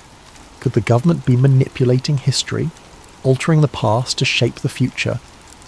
Liam's paranoia grew. He noticed a black SUV parked outside his building for 3 consecutive nights. His phone started acting strange, random glitches and dropped calls. One evening he returned home to find his apartment door slightly ajar. Nothing seemed out of place, but he couldn't shake the feeling that someone had been there. The breaking point came when he received a package in the mail, unmarked and wrapped in plain brown paper. Inside was a single note, typed in bold letters: "Stop digging." Liam's hands shook as he stared at the words. He knew he should let it go, destroy the files and pretend he'd never seen them. But something inside him wouldn't let him walk away. The world deserved to know the truth. He reached out to an investigative journalist he trusted, an old college friend named Sarah. They met at a coffee shop late one night, Liam glancing over his shoulder as he handed her the flash drive. "If something happens to me," he said, his voice low, "you have to promise you'll get this out there." Sarah looked sceptical but nodded, tucking the drive into her bag. "Liam, are you sure you're okay?" she asked. "You look—" The coffee shop door opened and 2 men in suits walked in. Liam's stomach dropped. "We need to go," he whispered, grabbing Sarah's arm. But before they could move, the men approached their table. "Mr. Mercer," one of them said, his tone flat and authoritative, "we need you to come with us." Liam's mind raced, his instincts screaming at him to run, but it was too late. The men seized his arms, their grip firm but not violent. Sarah protested, but one of the men fixed her with a cold stare. "This doesn't concern you," he said. As they led Liam out of the coffee shop and into the waiting SUV, he felt a sinking dread settle over him. He didn't know where they were taking him or what they planned to do, but he knew one thing for certain. The truth about time travel wasn't just a theory. It was a secret worth killing for, and as the SUV disappeared into the night, Liam realised that some mysteries were never meant to be uncovered. Thank you for joining us tonight on Sleep Theories. Let this story serve as a reminder of how the search for truth can lead us into the unknown. May you drift off with a sense of wonder and curiosity, and may your dreams take you to places where time itself unfolds. Sleep well and sweet dreams. Jacob Grant wasn't the kind of man who sought out adventure. His life was one of quiet rhythms and unassuming contentment, a routine that offered him a sense of control in an otherwise unpredictable world. As the librarian of a quaint New England town, his days were steeped in the smell of old books and the soft hum of fluorescent lights. He loved the orderly comfort of his job, organising card catalogues, helping a young reader find their next favourite story, and watching the sunbeam patterns shift across the reading tables as the hours passed. Every morning began the same way. Jacob would wake at precisely 6:30 a.m, brew a pot of coffee, and retrieve the local paper from the front porch of his small, weathered home. He found a certain solace in the rustling of the pages, the way the ink stained his fingers, and the familiar cadence of small-town headlines. A local charity drive, the annual Fall Festival, a feature on Mrs. Patterson's award-winning garden. He read every article, not because he was particularly invested, but because it was part of the ritual, a tether to the predictable. Afternoons were spent among the towering shelves of the library, a building as old and storied as the books it housed. Jacob knew every corner of the place, the creak in the third step of the back staircase, the spot where the afternoon sun hit the stained glass window just right, the faint scent of mildew in the history section. He had worked there for over a decade and felt a sense of quiet pride in his role as the town's unofficial gatekeeper of knowledge. The library was more than his workplace, it was his sanctuary. The soft murmur of patrons, the rhythmic clatter of the card catalogue drawers, and the occasional distant thud of a book being reshelved created a symphony of sounds that Jacob found deeply comforting. It was a place where time seemed to slow, where the chaos of the outside world could be left at the door. Jacob took great pleasure in guiding patrons through the labyrinth of stories, often recommending books he himself had loved. His eyes would light up as he described a plot twist or a particularly poetic passage, and for those brief moments his quiet demeanour would bloom into enthusiasm. Evenings were his time to unwind. After the library closed, Jacob would return to his modest home, a cosy bungalow adorned with ivy climbing its weathered brick facade. He'd prepare a simple dinner, usually something like soup or a grilled cheese sandwich, and settle into his favourite armchair with a novel. On warmer nights he might take a leisurely stroll through the quiet streets, nodding politely to neighbours who sat on their porches or walked their dogs. He loved the way the town transformed under the glow of the streetlights, the way the stillness of the night amplified the sound of his footsteps on the pavement. Jacob's weekends were equally unremarkable, filled with small pleasures that he had come to cherish. A Saturday morning visit to the farmer's market for fresh produce, an afternoon spent tinkering with the old clock in his living room, a hobby he had picked up from his late grandfather. Sundays were for church, not out of deep religious conviction, but because he enjoyed the sense of community and the familiar rhythm of the service. He wasn't lonely, not exactly. Jacob had friends, though his relationships were more cordial than close. He preferred to keep people at arm's length, finding comfort in the solitude that allowed him to retreat into his thoughts and his books. He was the kind of man who blended into the background, who was known but not truly known, a reliable fixture in the town but never the centre of its stories. And yet there was a part of Jacob that yearned for something more, though he rarely acknowledged it. Sometimes as he walked through the quiet town or shelved books in the library, he felt a faint tug of curiosity, a whisper of longing for something beyond the predictable. It wasn't dissatisfaction exactly, but an itch he couldn't quite scratch, a sense that there might be more to the world than the comfortable bubble he'd built for himself. Jacob didn't think of himself as the adventurous type. He didn't chase after excitement or seek out the unknown. But life has a way of finding you when you least expect it, of pulling you into the extraordinary when you're content to remain in the ordinary. Jacob Grant's quiet, predictable life was about to be turned upside down, and he had no idea how much everything was about to change. It began on a chilly autumn afternoon. The air was crisp, the kind that made the leaves crunch underfoot as Jacob walked to work. He had always loved the quiet charm of his town, with its cobblestone streets and ivy-covered buildings. It was the kind of place where everyone knew everyone else, where secrets were few and far between, or so he thought. That day, as he arrived at the library, he found a small, unmarked package sitting on the steps. It was plain, wrapped in brown paper with no return address, and his name was scrawled across it in uneven handwriting. Frowning, Jacob picked it up, his fingers brushing against the coarse paper. He assumed it was a donation. People often dropped off books for the library, but something about this package felt different. Curiosity burned brighter than caution as Jacob carefully carried the package to the library's back office, a dimly lit room cluttered with forgotten tomes and dusty archives.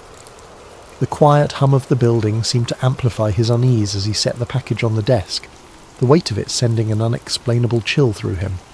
His hands trembled slightly as he peeled back the brown paper wrapping, revealing a worn leather-bound notebook. Its age was evident, the edges frayed, the leather cracked in places. The faint outline of an eagle clutching an unfamiliar insignia was embossed on the cover, faded but unmistakably deliberate. It wasn't any symbol Jacob had seen before, and its presence seemed to carry an unspoken gravity. Tucked into the front of the notebook was a folded piece of paper. The words scrawled across it in bold, uneven letters sent a shiver down his spine. Do not ignore this. Jacob stared at the message for a long moment, his breath shallow. His first instinct was to laugh it off, to tell himself it was some elaborate prank. But there was something about the notebook, its weight, its smell, the tangible history that radiated from it, that made the warning impossible to dismiss. Taking a steadying breath, he unfolded the notebook's brittle cover and began flipping through its pages. What greeted him was a chaotic maze of handwritten notes, precise diagrams, and what appeared to be official documents. The handwriting varied in style and intensity, some pages neatly scripted, others frantic and scrawled as though written in haste. Many of the documents bore stamps and seals. Top secret, classified, and eyes only were repeated throughout. Jacob felt his pulse quicken. These weren't the kind of words you found in old notebooks left lying around. As he scanned the pages, certain terms leapt out at him like fragments of a dark puzzle. Operation Paperclip, V2 rockets, biological warfare research, intelligence collaboration. Diagrams of rockets and chemical compounds were interspersed with lists of names, some neatly typed, others scratched into the margins as though added later. The notes told a story, a fragmented, haunting story about an operation conducted by the US government in the shadow of World War II. Jacob leaned closer, his fingers tracing over faded ink as he pieced together what the notebook described. According to the notes, Operation Paperclip was a covert program orchestrated in the late 1940s. Its aim was to recruit German scientists, engineers and technicians, many of whom had worked for the Nazi regime. These men weren't just scientists, they were individuals with ties to atrocities, the architects of devastating weapons and experiments, and yet they were quietly brought to the United States to work on cutting-edge technology, their pasts swept under the rug in the name of progress.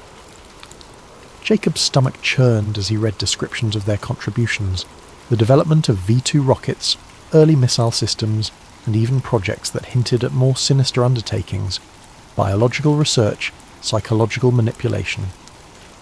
One name caught his attention, Werner von Braun, a man celebrated as a hero of the US space program. Yet here, his name appeared alongside accounts of wartime rocket programs that had left devastation in their wake. The deeper Jacob delved, the more disturbing the story became. Some of the notes hinted at government cover-ups, carefully orchestrated efforts to erase the scientists' wartime affiliations from public record. There were references to fabricated employment histories, falsified immigration papers, and the relocation of families to quiet towns where their pasts would go unnoticed. The notebook detailed an intricate web of secrecy, one that stretched across continents and decades. Jacob sat back in his chair, the notebook resting in his lap. His hands felt clammy and his mind raced with questions. Was this real? Could it possibly be true? The seals and signatures, the painstakingly detailed diagrams, they all seemed genuine. And yet the story it told was so extraordinary, so damning, that part of him wanted to believe it was nothing more than a fabrication. But as he thumbed through the notebook again, he realised that if it were a hoax, it was an elaborate one. The sheer volume of detail, the specific dates and locations, the references to obscure government agencies, it was too precise, too consistent to dismiss outright. Jacob felt a cold knot of unease settle in his stomach. If this was real, then he was holding evidence of one of the most chilling secrets in modern history. He flipped back to the first page, reading the phrase, "Do not ignore this," once more. The words felt like a challenge, a dare to keep digging. Jacob wasn't sure he wanted to know more, but he also knew he wouldn't be able to stop himself. The quiet librarian who had spent his days cataloguing books and reading about history was now entangled in a piece of it, an ominous, hidden piece that someone clearly wanted to stay buried. His eyes darted to the door, half expecting someone to burst in and demand the notebook back. The library was silent, its dimly lit aisles empty, but Jacob's sense of safety had been shaken. He knew his life would never feel so predictable again. He wasn't sure if that thought thrilled him or terrified him. Over the following days, Jacob's obsession grew, consuming every moment of his waking life. The notebook and the cryptic warning it contained had unlocked a door he couldn't close, revealing a shadowy narrative that felt both unreal and undeniable. His once quiet evenings were now spent hunched over his desk, surrounded by a fortress of documents, declassified files, and hastily scribbled notes. The more he uncovered, the more sinister the story became. Operation Paperclip wasn't just a footnote in history. It was a sprawling operation, intricately linked to the Cold War arms race, the dawn of space exploration, and the rise of clandestine government power. Jacob felt a mix of awe and horror as he pieced together the connections. The very men whose names were etched in history as pioneers of rocketry and aviation had also been architects of wartime atrocities. The realization left a sour taste in his mouth. Wernher von Braun, the charismatic face of NASA's Apollo program, had overseen the development of the V2 rockets used to devastate London during the war. Arthur Rudolph, a celebrated figure in American aerospace engineering, had managed the construction of those rockets in underground factories manned by slave labour. Kurt de Bus, another name that appeared repeatedly in Jacob's research, had been a member of the SS, directly complicit in Nazi operations. These men weren't just brought to the US, they were celebrated, their pasts carefully sanitised, their contributions woven into the fabric of America's technological triumphs. Each discovery made Jacob's chest tighten. It wasn't just the moral compromises that disturbed him, it was the realisation of how deeply this deception had been buried. He uncovered declassified memos outlining the lengths to which government agencies had gone to obscure the scientists' Nazi affiliations. Employment records were falsified, public statements choreographed, and media narratives shaped to portray these men as heroes rather than war criminals. Jacob's research began to spiral into darker territory. The deeper he dug, the more tangled the web became. He found references to other classified projects connected to Paperclip, projects with vague, ominous names like Operation Bluebird and MK Ultra. These weren't just scientific endeavours, they were experiments in psychological manipulation, mind control and chemical warfare. The implications were staggering. How much of what he thought he knew about post-war America had been carefully constructed lies? And then there was the black sedan. At first, Jacob had dismissed it as coincidence, a neighbour's visitor perhaps, or a passing delivery driver. But as the days went on, the car's presence became harder to ignore. It appeared at odd hours, parked across the street or a few houses down, its dark windows impenetrable. Sometimes he thought he saw movement inside, a faint flicker of a shadow shifting in the driver's seat, but every time he tried to approach, the car would start up and drive away. Jacob's unease turned to paranoia. He began checking his locks twice, then 3 times before going to bed. He closed the curtains earlier each evening, afraid of what, or who, might be watching from the street. His nights became restless, haunted by the voice on the phone and the suffocating sense that he was being monitored. Despite his growing fear, Jacob couldn't stop. If anything, the warning only fueled his determination. Someone wanted him to stop digging, which meant he was onto something important. He dove deeper into government archives, poring over obscure academic papers and forgotten journalistic exposés. He even began visiting the homes of retired academics and journalists, trying to piece together the fragments of suppressed stories. During one such visit, he met an elderly man named Howard, a former investigative journalist who had spent decades trying to uncover the truth about Operation Paperclip. Howard's frail hands trembled as he sifted through a box of old notes and clippings. "I tried," he said, his voice barely a whisper. "I tried to tell the story, but no one wanted to hear it. The government silences people like us." Jacob's heart sank as Howard described the intimidation tactics he had faced. Anonymous threats, financial ruin, even the mysterious disappearance of colleagues. "They'll come for you too," Howard warned, his sunken eyes locking onto Jacob's. "If you've gotten this far, you've already crossed the line." Jacob left Howard's house feeling both validated and terrified. The old man's warnings echoed in his mind as he drove home, his knuckles white on the steering wheel. Was he being reckless? Was the truth worth the risk? That night the phone rang again. Jacob hesitated before answering, his hand hovering over the receiver as dread coiled in his chest. Finally he picked up, his voice trembling. "Hello?" This time the voice was clear and unmistakably human. "You've gone too far, Mr. Grant," the caller said, their tone flat and emotionless. "We won't warn you again." The line went dead. Jacob stared at the phone in his hand, his heart pounding in his ears. He had never given his name to anyone connected to his research. Whoever was behind this knew far more about him than he was comfortable with, Panic set in. He began frantically backing up his research, scanning documents and saving them to multiple hard drives. He reached out to a trusted friend, asking them to hold on to a copy just in case. But even as he tried to secure his findings, a nagging sense of futility gnawed at him. He was up against forces far more powerful than he could comprehend, let alone fight. The next morning, the black sedan was gone. For a brief moment, Jacob felt a flicker of relief, until he noticed the small envelope slipped under his front door. His hands shook as he opened it, revealing a single sheet of paper, typed in bold letters with the words, "This is your last chance." Jacob sat down, the weight of the message crushing him. He realized he had two choices: stop everything, destroy his research, and return to his quiet life, or push forward, knowing full well the danger that awaited. He stared at the notebook on his desk, its pages a silent challenge. In the end, Jacob chose truth over safety. 2 nights later, Jacob vanished.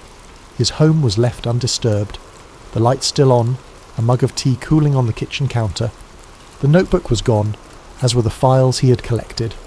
The only clue to his fate was a faint tyre track in the gravel outside his home, leading into the dark. Jacob's disappearance would never be investigated. To the world, he was just another librarian who had quietly slipped away. But those who knew him best whispered of the secrets he'd uncovered, of the lengths he had gone to expose the truth.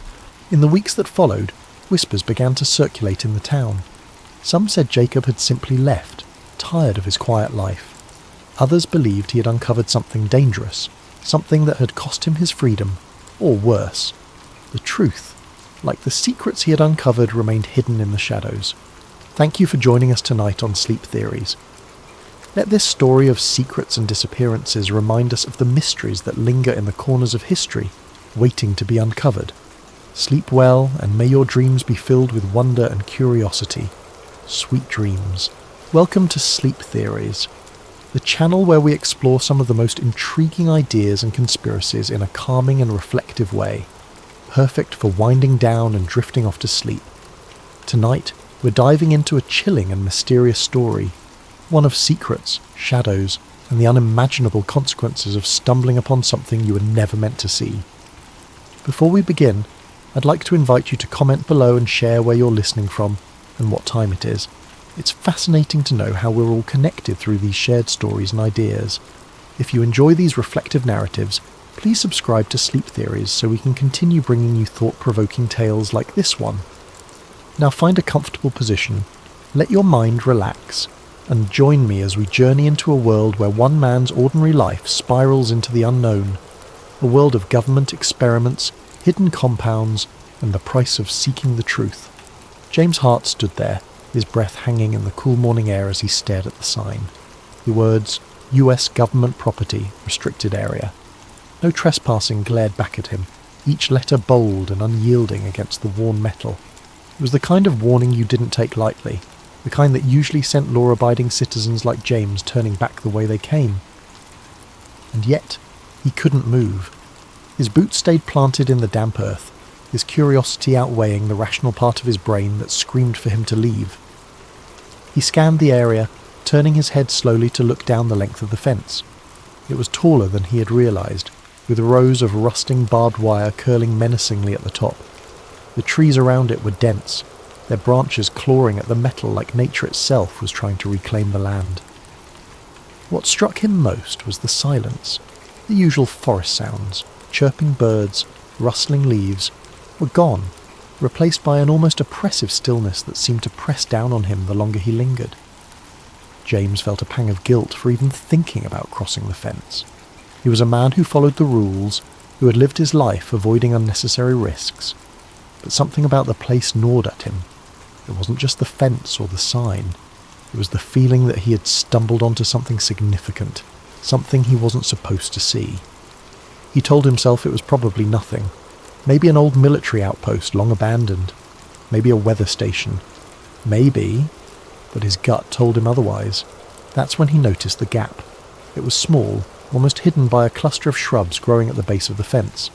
James wouldn't have seen it if the sunlight hadn't caught the glint of metal where the barbed wire had been cut. The gap was jagged, as though whoever had made it hadn't cared much for precision. It looked fresh too. Bits of the metal fencing still clung to the ground, as if it had been forced apart recently. He stepped closer, his heart beginning to pound. The gap didn't look like an official entrance. It looked unauthorized, like someone else had been here, someone who wasn't supposed to be. The thought made James hesitate, a chill running down his spine.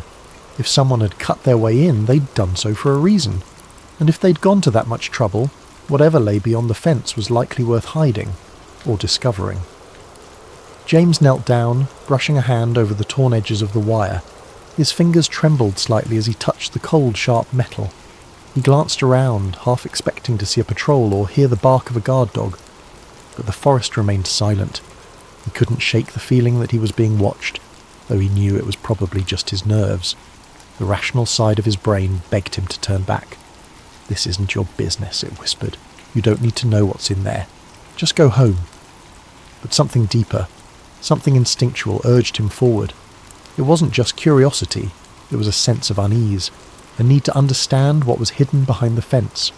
It was as though the gap had been placed there for him, daring him to cross the line.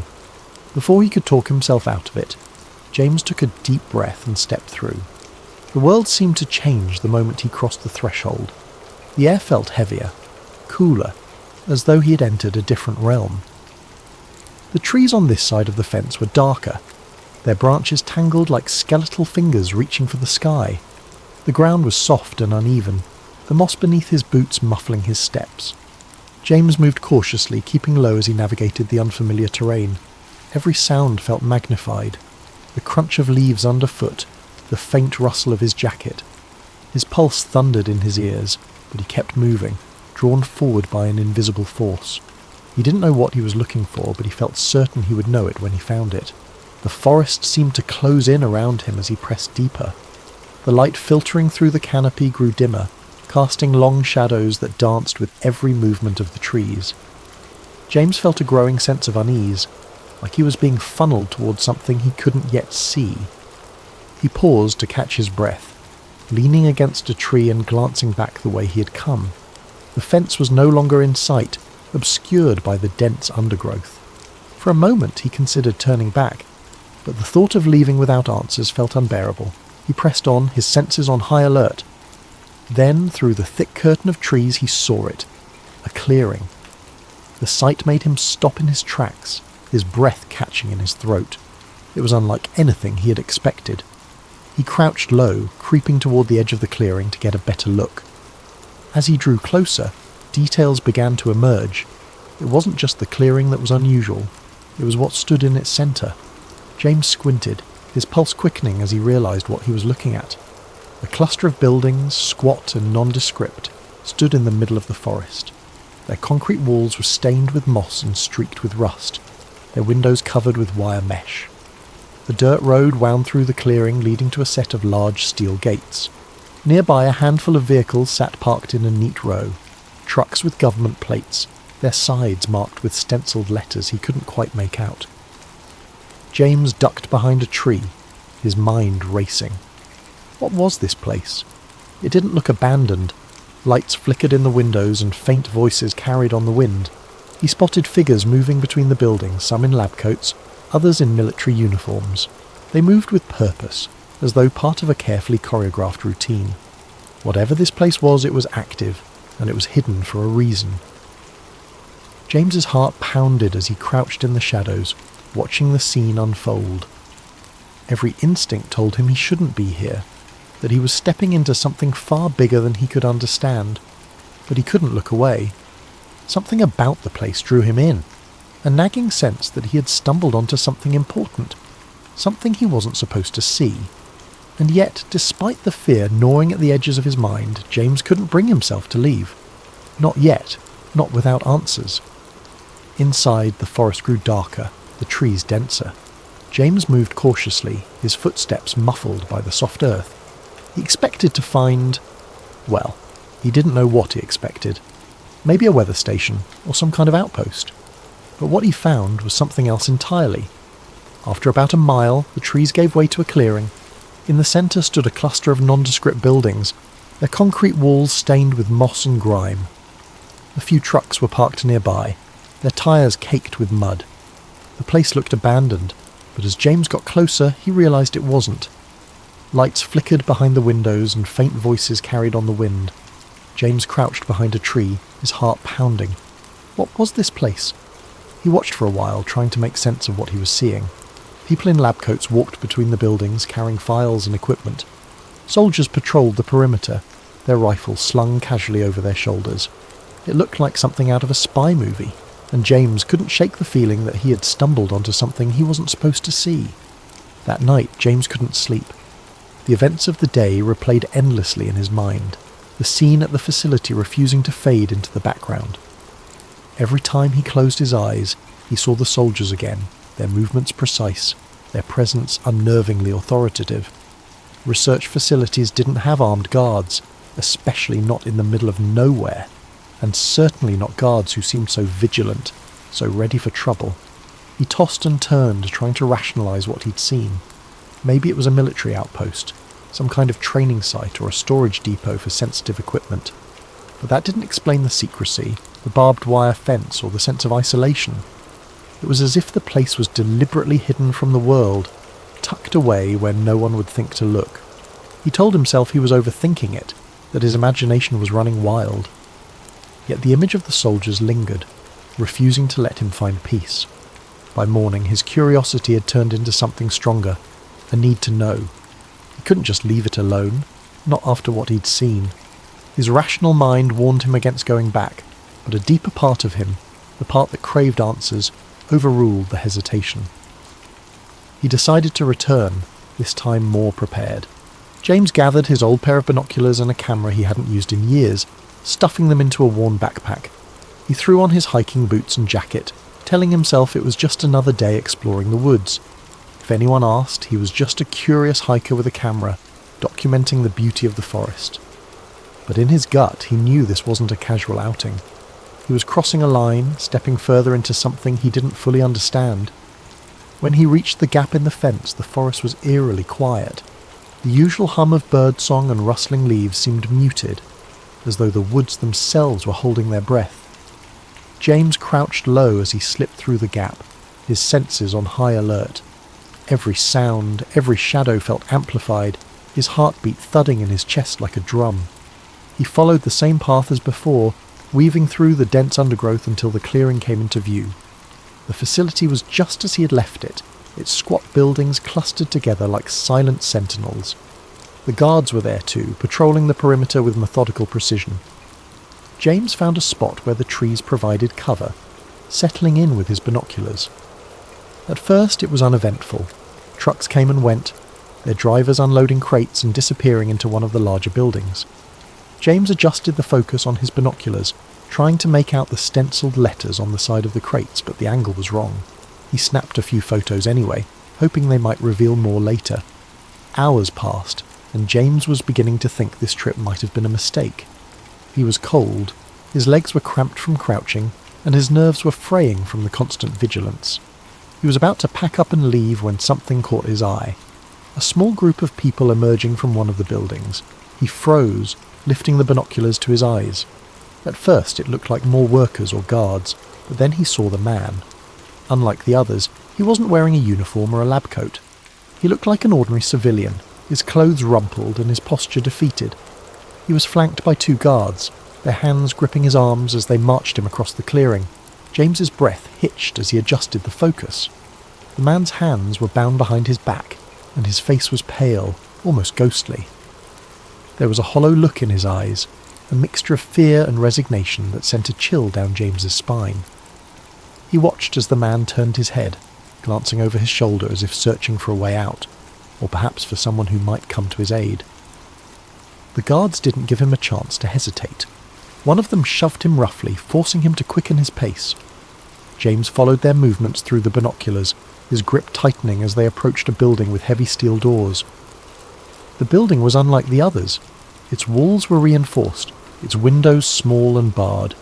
It radiated an aura of foreboding, as though it held secrets too dangerous to escape. The guards stopped in front of the doors, one of them stepping forward to punch a code into a keypad. James watched as the doors slid open with a low mechanical hum. For a moment the man hesitated, his body stiffening as though he might resist. But the guards didn't give him a choice. They shoved him inside, the doors sealing shut behind them with a finality that sent a shiver through James. He lowered the binoculars, his mind racing. Who was that man? Why was he being treated like a prisoner in what was supposed to be a government facility? Nothing about this made sense. James felt a surge of unease, the questions piling up faster than he could process them. He had stumbled onto something much bigger than he had imagined, something that felt wrong in every possible way. He debated leaving, retreating to the safety of his normal life, but as he crouched there in the shadows, watching the facility from a distance, he knew he couldn't walk away. Not yet, not without answers. James's stomach turned. Whatever was happening here, it wasn't normal. He knew he should leave it alone, but he couldn't. He spent the next week digging for information, searching the internet for any mention of a government facility near his town. He found nothing. No maps, no records, not even a rumour. But James wasn't ready to give up. The questions gnawed at him, consuming his thoughts and erasing the boundaries of his once quiet life. Each day at the post office felt like an eternity, his mind drifting back to the strange facility hidden in the woods. At night, his resolve only deepened. He had to know more, even if it meant taking greater risks. He began his nighttime visits cautiously, dressing in dark clothing and timing his excursions to align with the guards' shift changes. Through careful observation, he mapped the layout of the facility. There were at least 6 buildings, each with its own purpose. One seemed to be a storage depot, where crates were unloaded and stacked before being transported elsewhere. Another appeared to house the guards, a smaller structure with a steady glow of light and the occasional sound of muffled laughter or clinking cups. But it was the larger, heavily fortified building, the one with the steel doors, that intrigued him most.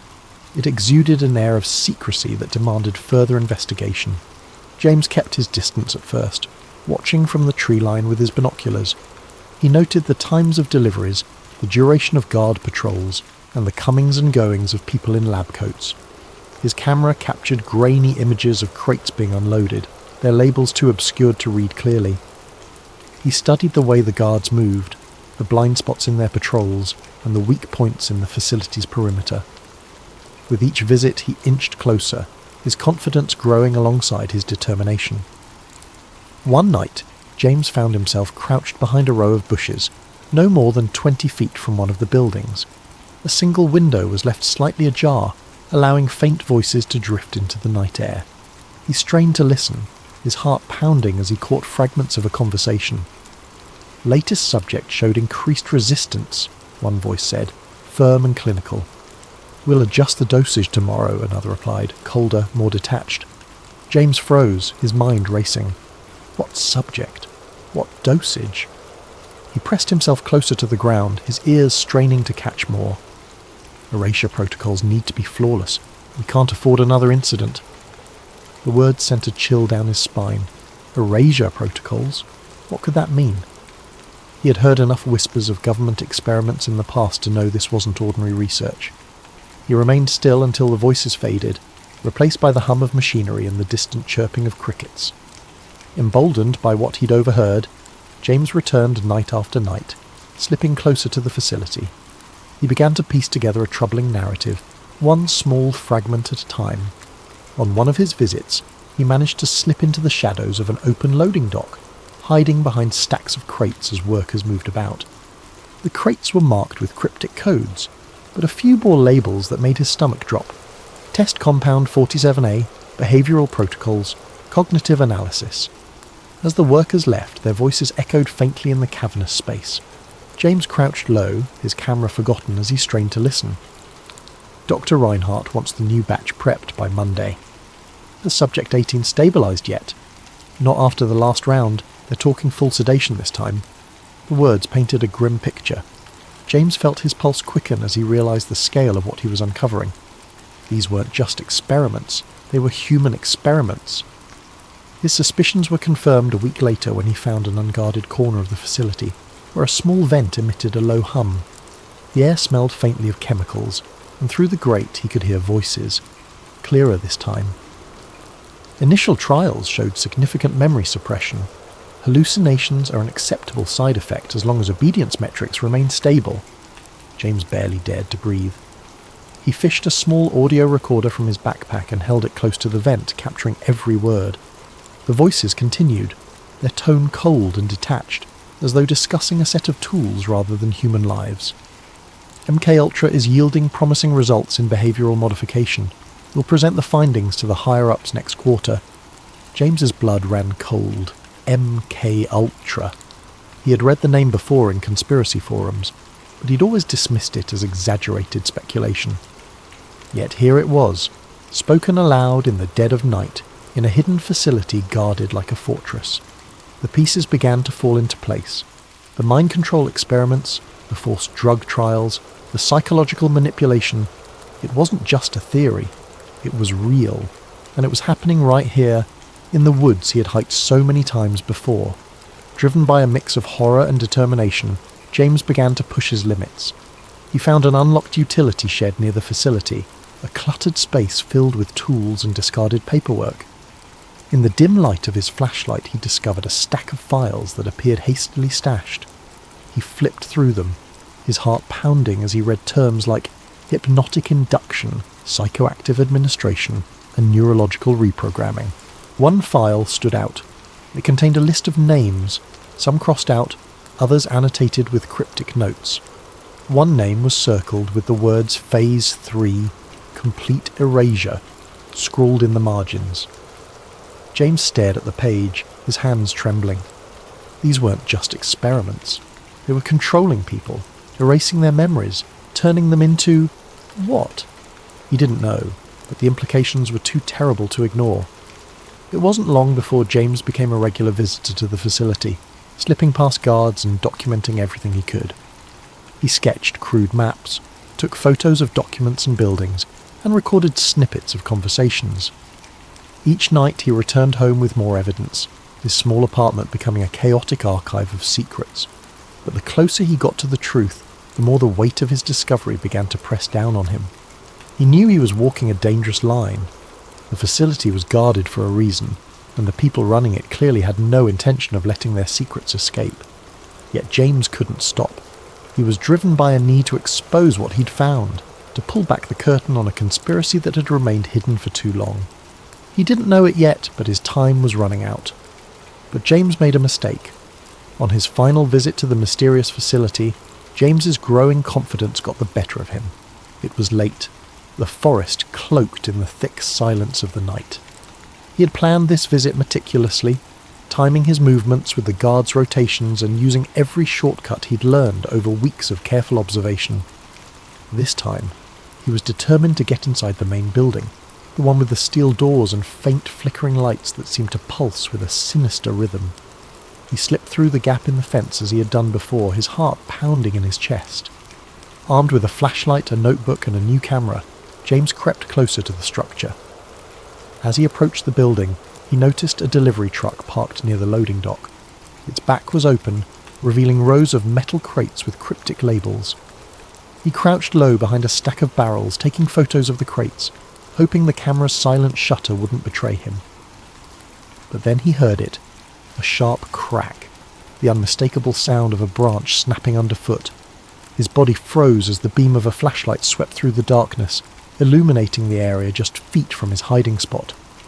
A guard's voice broke the silence, gruff and alarmed. "Who's there?" Panic surged through James. He bolted, his boots pounding against the forest floor as he darted back toward the fence. The shouts of the guards followed him, along with the heavy thud of their boots as they pursued him. His breath came in ragged gasps, his chest burning as he pushed himself harder, faster. But the guards were trained, and they were gaining on him. He felt the impact before he saw it, a crushing weight against his side as one of the guards tackled him to the ground. His camera skittered across the dirt, landing out of reach. A second guard grabbed his arms, pinning him as he struggled. "Don't move!" one of them barked, his voice cold and commanding. James's mind raced, scrambling for an explanation, an excuse, anything that might save him. But no words came. He was yanked to his feet, his wrists bound tightly with a rough rope, and dragged toward the facility. The camera, his notebook, and any shred of evidence he'd gathered were confiscated, leaving him defenceless. Inside the compound, James was shoved into a small, dimly lit room. The walls were concrete, the air stale and suffocating. A single overhead light buzzed faintly, casting harsh shadows that seemed to dance menacingly on the walls. He sat in a metal chair, his wrists still bound, as a man in a dark suit entered the room. The man's face was expressionless, his eyes cold and calculating. "Who are you?" the man demanded, his voice sharp and clipped. James swallowed hard, his mouth dry. I'm no one. I was just hiking. I got lost." "Don't lie to me," the man interrupted, slamming a file onto the table. Papers spilled out, some of them familiar to James. Copies of photos he'd taken, sketches of the facility's layout, and notes he'd written about what he'd overheard. The sight of them made his stomach drop. "How did you find this place?" the man continued. "Who else knows about it?" James stammered, trying to come up with a plausible explanation, but his mind was blank. He could feel the intensity of the man's gaze, like a spotlight boring into his very soul. "I swear I didn't tell anyone," James said, his voice trembling. "I don't even know what this place is." The man leaned in closer, his face mere inches from James's. "And you never will." Before James could respond, a guard entered the room carrying a syringe. James's eyes widened, his pulse spiking as he realized what was about to happen. "No, wait," he shouted, struggling against the restraints, but it was no use. The needle pierced his arm, and within moments the world around him began to blur and fade. The last thing he saw was the man in the suit, his expression unreadable as darkness consumed him. When James woke up, he was lying in his own bed. At first, he thought it had all been a dream. The sunlight streaming through the window, the familiar hum of his apartment, all of it felt so ordinary, so normal. But as he sat up, his head spinning, a wave of unease washed over him. His camera was gone. So were his notes, his photos, his sketches, every piece of evidence he had painstakingly collected. Even his phone, which he had kept locked and secure, had been wiped clean. There were no messages, no photos, no browser history. It was as if the last few weeks had been erased entirely. James stumbled to the bathroom, splashing cold water on his face. But when he looked at himself in the mirror, he noticed something strange. A faint bruise on his arm, right where the needle had gone in. The sight of it sent a chill down his spine, confirming that what had happened wasn't just a bad dream. Over the following days, James tried to piece together what had happened, but his memories felt fragmented, like a puzzle with missing pieces. He could recall the facility, the guards, the files marked MK Ultra, but there was a strange emptiness in his mind, as though something had been taken from him. Every time he tried to focus on the details, his thoughts slipped away, replaced by a dull, throbbing headache. He tried to tell his story, to his friends, to anyone who would listen, but no one believed him. His friends chalked it up to stress, suggesting he take a break and get some rest. Even James began to doubt himself, wondering if the memories were real or if they had been planted there, part of some twisted experiment. When he returned to the trail where it had all begun, the facility was gone. The clearing was empty, the chain-link fence and buildings erased as if they had never existed. The only sign that anything had been there was a patch of disturbed earth, overgrown with weeds. James searched desperately for any trace, but there was nothing. As he stood in the clearing, staring at the emptiness, a sense of futility washed over him. Whatever had happened, whoever had taken him, they had erased their tracks, and part of him, with surgical precision. James knew what he had seen, what he had heard, but without evidence, without proof, the truth was as elusive as a shadow. James returned to his life, but it was no longer the same. The quiet predictability he had once cherished was gone, replaced by a gnawing paranoia. Every shadow, every flicker of movement in the corner of his eye felt like a threat. He avoided the woods, avoided conversations about conspiracy theories, and avoided questioning what had happened. But deep down, he knew the truth. Some secrets were never meant to be uncovered, and some questions once asked could never be unasked. Thank you for joining us tonight on Sleep Theories. May this story of secrets and shadows inspire you to reflect, to wonder, and to dream. Sleep well, and let your imagination carry you to places where the mysteries of the world unfold. Sweet dreams. It was a quiet evening when Sarah first stumbled upon the conspiracy. She had been scrolling through her favourite discussion forum, a digital refuge where people from all walks of life shared their curiosity about unsolved mysteries, historical enigmas, and the occasional wild theory. Most nights, the topics were light-hearted. Discussions about famous heists, the existence of extraterrestrial life, or theories about vanished civilizations. These were Sarah's guilty pleasures, a chance to escape the mundane rhythm of her life. But that particular night, a single thread stopped her mid-scroll. Its title, written in bold letters, read, "The Illuminati, Hiding in Plain Sight." Her curiosity piqued. Sarah clicked on the thread, not expecting much. The Illuminati. Of course, she'd heard the term before. Who hadn't? It was a word that seemed to exist on the fringes of mainstream culture, whispered about in pop songs, joked about on late-night talk shows, and hinted at in the cryptic hand gestures of celebrities. To Sarah, it had always been more of a meme than a reality, a fantastical idea too outlandish to be taken seriously. But there was something about the way the title was phrased, something deliberate that made her pause. It wasn't framed as a joke, it was a question, a challenge to consider what she might have overlooked. The original post wasn't flashy or dramatic. Instead, it was surprisingly measured, almost scholarly.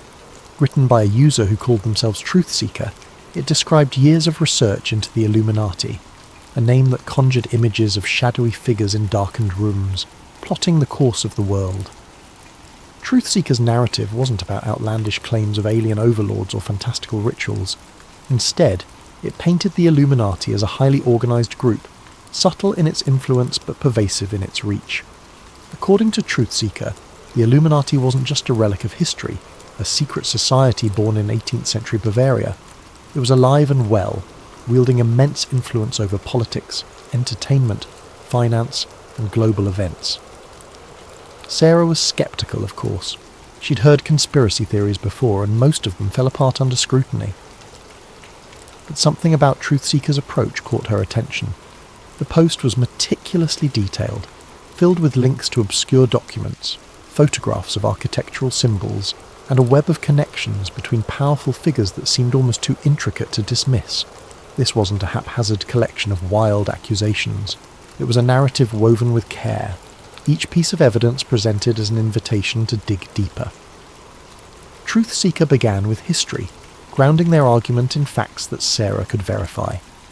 The Illuminati, they explained, was founded in 1776 by Adam Weishaupt, a Bavarian professor of canon law.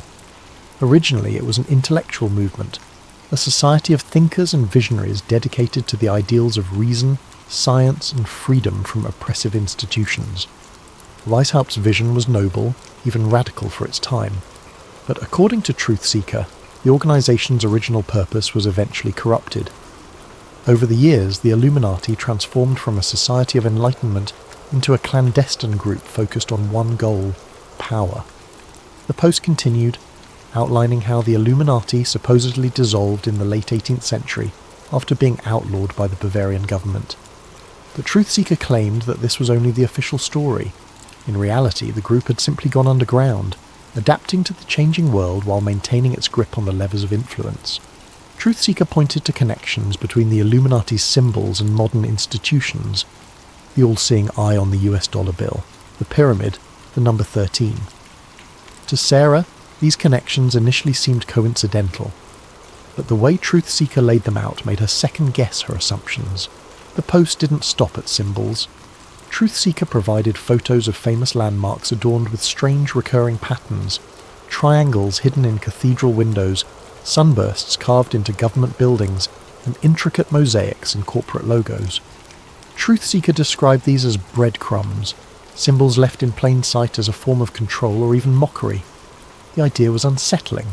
Were these designs meaningless, or had she been blind to a hidden language her whole life?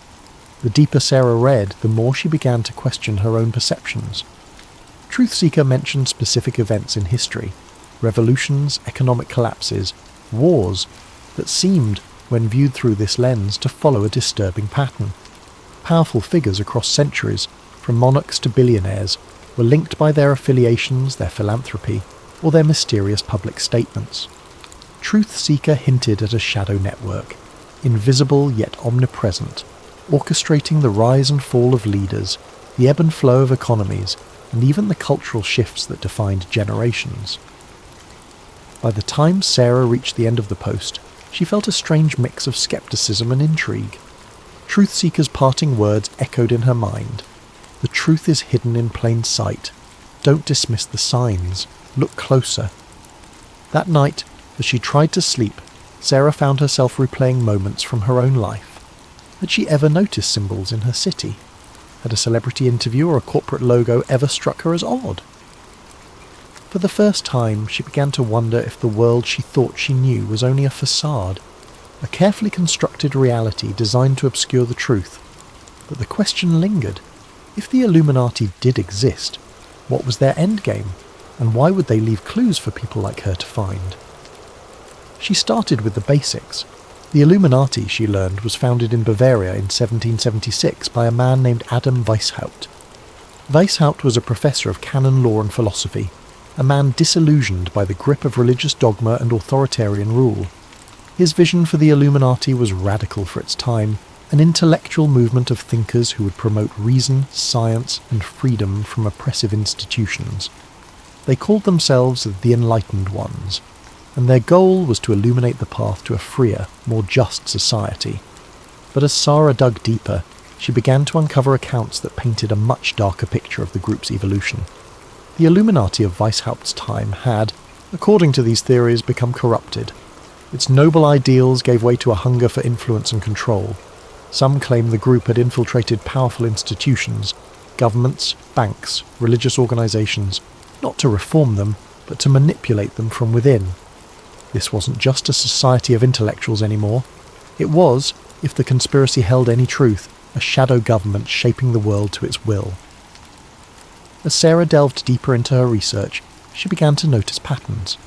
There were recurring symbols, the all-seeing eye, the pyramid, the number 13, appearing in places that seemed almost deliberately mundane. She found these motifs in the design of the US dollar bill, with its iconic eye atop an unfinished pyramid, accompanied by the words Annuit Coeptis and Novus Ordo Seclorum. New Order of the Ages, she thought, tracing the Latin with her finger. Was it really just an artistic choice, or was it a hidden message? Sarah began to see these symbols everywhere. Pop culture was teeming with them, tucked into the corners of music videos, subtly woven into the lyrics of songs, and even hinted at in blockbuster movies. A popular singer holding their hands in a triangle during a concert, a fleeting shot of an eye in an otherwise unrelated ad, a pyramid-shaped stage design. It was almost as if the clues were hiding in plain sight. At first she dismissed them as coincidences, but the more she found, the harder it became to ignore. What struck her most was the consistency of these symbols across time and media. How could something so specific appear in both ancient architecture and modern music videos? Sarah started to wonder if there was a deliberate effort to leave these marks behind, like breadcrumbs leading curious minds to a hidden truth. One night, Sarah decided that her digital rabbit hole wasn't enough. The information she found online, while intriguing, was fragmented, often drowned in speculation or outright fabrication. She needed something more tangible, something rooted in history. So she took her research offline, visiting her local library in search of answers. The library was a quiet refuge, its walls lined with books that seemed to carry the weight of centuries.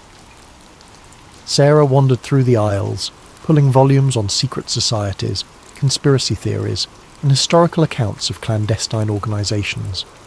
Most of the material she found dismissed the Illuminati as a myth, a product of overactive imaginations and a culture drawn to the dramatic. Yet, hidden among the more skeptical tomes, she discovered older texts that seemed to hint at something else entirely. These older texts weren't written as fanciful fiction or modern musings. They read like documentation, historical accounts of shadowy cabals and secret gatherings that predated Weishaupt's Enlightened Ones. One book, its cover faded and edges frayed with time, described gatherings of powerful individuals in candlelit chambers where decisions were made that would alter the course of history. Another referenced symbols and codes used by secret societies to communicate across vast distances, ensuring their influence remained undetected. These accounts were sparse, fragmentary, but they carried a weight of authenticity that sent shivers down Sarah's spine. The most intriguing discovery was a collection of letters reprinted in one of the books that purportedly belonged to a member of the Illuminati. The letters spoke of plans to infiltrate key institutions and manipulate public opinion. Phrases like, "the masses must not know," and "the time is near," stood out, haunting in their simplicity. While the authenticity of these letters was debatable, they felt eerily consistent with the modern theories Sarah had been reading. As Sarah sat at a wooden table, under the dim glow of the library's overhead lights, she couldn't help but feel a growing unease. The idea of the Illuminati as a puppet master pulling the strings of society seemed far-fetched, but the patterns, the symbols, the connections, could they really all be coincidence? She thought about the monuments and buildings she passed every day, wondering how many of them bore marks she'd never noticed. She thought about the news, the music, the movies that filled her life. Were they subtly guiding her thoughts and perceptions without her even realizing it? For the first time, Sarah began to wonder if she had already been a part of the narrative all along, an unwitting participant in a grand hidden design. And if that were true, who was writing the script? As the weeks passed, Sarah's obsession deepened, weaving itself into the fabric of her everyday life. She couldn't drive to work without scrutinizing the logos on billboards or storefronts, searching for hidden meanings in their designs. The triangle on one ad, she convinced herself, bore an uncanny resemblance to the pyramid on the dollar bill. Another featured an abstract logo that seemed to form an eye if tilted just right. She couldn't decide if these were deliberate choices by designers, or if her mind was playing tricks on her.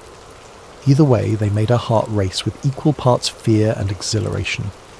Music videos, too, seemed riddled with clues. One particular pop star, known for dramatic performances and bold visuals, made sweeping hand gestures that resembled the shape of an eye. As Sarah replayed the video frame by frame, she noticed subtle details. Symbols etched into the background props, a flickering triangle that appeared for only a split second, lyrics that seemed to echo the same message she'd seen online. It's all connected. Even her conversations with friends started to feel suspicious. During a casual coffee date, her best friend mentioned how everything feels orchestrated lately, a comment Sarah might have brushed off months ago. Now, it struck her as significant. Was it a random observation, or was her friend hinting at something more? Were they unknowingly part of the same puzzle she was trying to solve? Or worse, were they aware of her research and subtly warning her to back off? Then came the message. It was late, the kind of evening where the world outside felt perfectly still, as though waiting for something to happen. Sarah was sitting on her couch, scrolling through her phone with the TV muted in the background. Her living room was dimly lit, the glow of her screen casting faint shadows on the walls. She wasn't looking for anything in particular, just idly flipping through news headlines and updates on her favourite forums. And then, without warning, her phone vibrated in her hand. The message was from an unknown number. Her first thought was that it might be spam, but the words stopped her cold. "You're asking the right questions. Be careful." Sarah's heart skipped a beat. She stared at the screen, rereading the message until the words blurred. A chill crept up her spine as she glanced around her apartment. The blinds were drawn, but she couldn't shake the feeling that someone might be outside watching her. She stood up and peered through the gap in the curtains. The street was quiet, bathed in the orange glow of the streetlights. A car was parked across the road, its windows dark and reflective, but nothing seemed out of the ordinary. She sat back down, her mind racing. Who could have sent the message? She hadn't shared her phone number on any of the forums she'd been visiting. Her research was confined to books and the anonymity of the internet. Could it really be a prank? Or was it a warning from someone who knew exactly what she was doing?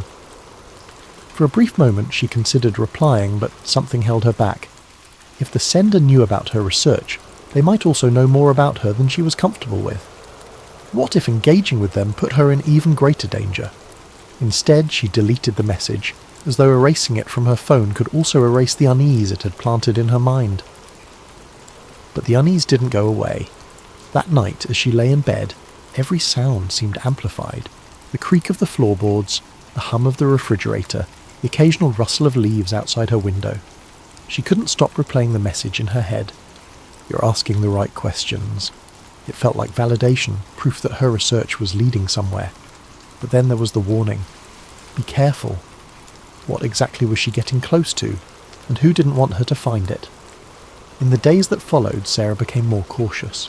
She avoided the forums she frequented, afraid that whoever had sent the message might be watching her activity. She left her phone on airplane mode whenever she wasn't using it, and started unplugging her laptop at night. Even her usual walks around the neighbourhood felt different. She couldn't shake the feeling of being followed, though every time she turned around the streets were as empty as they'd always been. Yet despite her fear, Sarah's curiosity only grew. The message had confirmed what she'd begun to suspect. Her research wasn't just a hobby or a harmless dive into conspiracy theories. There was something real to it, something that someone didn't want her to uncover. And as much as the warning had unsettled her, it also fueled her determination. If she was asking the right questions, then she was closer to the truth than she'd ever been. But how close was too close? And at what point did curiosity become a risk not worth taking? These were the questions that now consumed her, lingering in the corners of her mind as she tried to decide whether to press forward or step back from the edge. The following days brought more strange occurrences. Her internet connection slowed to a crawl whenever she tried to access certain websites. A package arrived at her door, addressed to her but with no return address. Inside was a single piece of paper with a cryptic message. The truth is hidden in the light. Sarah began to feel like she was being watched. Cars seemed to linger outside her apartment longer than they should. Strangers on the street made prolonged eye contact before looking away. At night she could swear she heard faint clicking sounds on her phone line, as if someone was listening in. Despite the fear, she couldn't stop. If anything, the strange events only fueled her determination. She spent hours poring over old documents, looking for connections, for anything that could explain what was happening. And slowly, she began to piece together a narrative. The Illuminati, she learned, wasn't just a group of intellectuals or an idea from the past. It was, according to the theory, an intricate web of influence that spanned centuries. It wasn't about controlling governments or manipulating markets. It was about shaping reality itself. The symbols, the patterns, the coincidences. They weren't mistakes. They were messages, breadcrumbs left for those who were willing to see. One night, Sarah stumbled upon a forum thread that claimed to reveal the structure of the Illuminati. It described a hierarchy, with powerful figures at the top and layers of secrecy below. The thread linked to an encrypted document, supposedly a leaked manifesto. Sarah hesitated. Downloading the file felt like crossing a line, like stepping into territory she couldn't return from.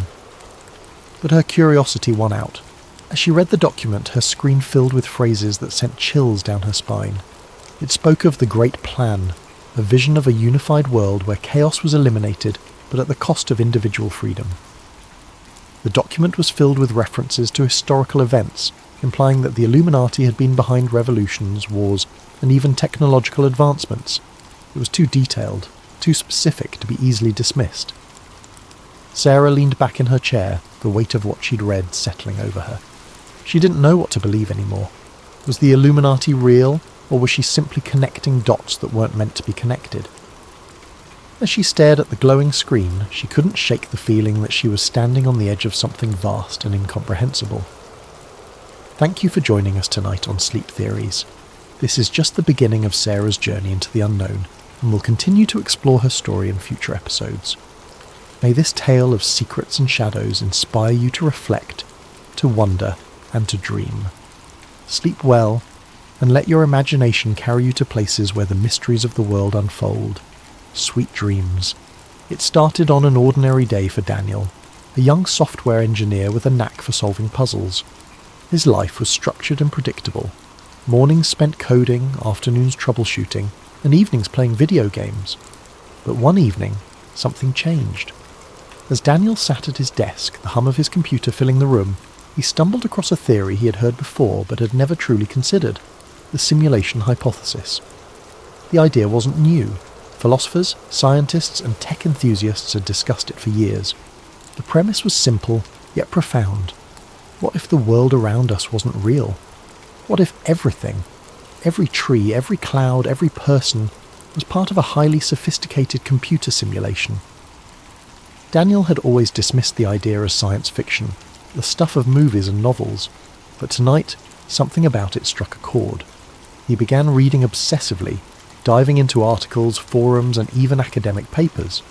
The theory was grounded in logic, with prominent figures like Elon Musk and Nick Bostrom lending it credibility. Bostrom's argument was particularly compelling. If humanity ever reached a point where it could create hyper-realistic simulations, it was likely that countless simulated worlds would be created. Statistically, the odds of living in the one base reality were slim. Most likely we were already in a simulation. At first, Daniel laughed it off, but the more he read, the harder it became to ignore. Strange memories surfaced, moments from his past that didn't quite add up. A childhood friend he could remember vividly one day seemed like a distant blur the next. Patterns began to emerge in the world around him. Coincidences that felt too perfect, glitches that he had previously chalked up to his imagination. One night, Daniel decided to test the theory for himself. It had been weeks of consuming forum posts, articles, and late-night podcasts about the simulation hypothesis. The idea had started as a passing curiosity, but now it gripped him, gnawed at the edges of his perception, and made him question the very ground beneath his feet. If reality was as structured and artificial as the theories suggested, there had to be a way to prove it, or at least glimpse behind the curtain. He sat at his desk, illuminated by the glow of his computer screen, and began writing a simple program. It wasn't anything extraordinary, just a piece of code designed to generate random numbers. The logic was straightforward. The output should be completely unpredictable. Yet, as he stared at the rows of numbers that scrolled across the screen, he noticed something unsettling. At first it seemed like a coincidence. A number here, a number there, repeating after a few cycles. He rubbed his eyes, convinced he was imagining things, but the more he watched, the clearer the pattern became. Every few intervals the same sequence appeared like a song stuck on loop. The numbers weren't random at all. It was as if an invisible hand was guiding them, injecting order where there should have been chaos. Daniel's heart raced. He ran the program again, tweaking variables, trying different algorithms.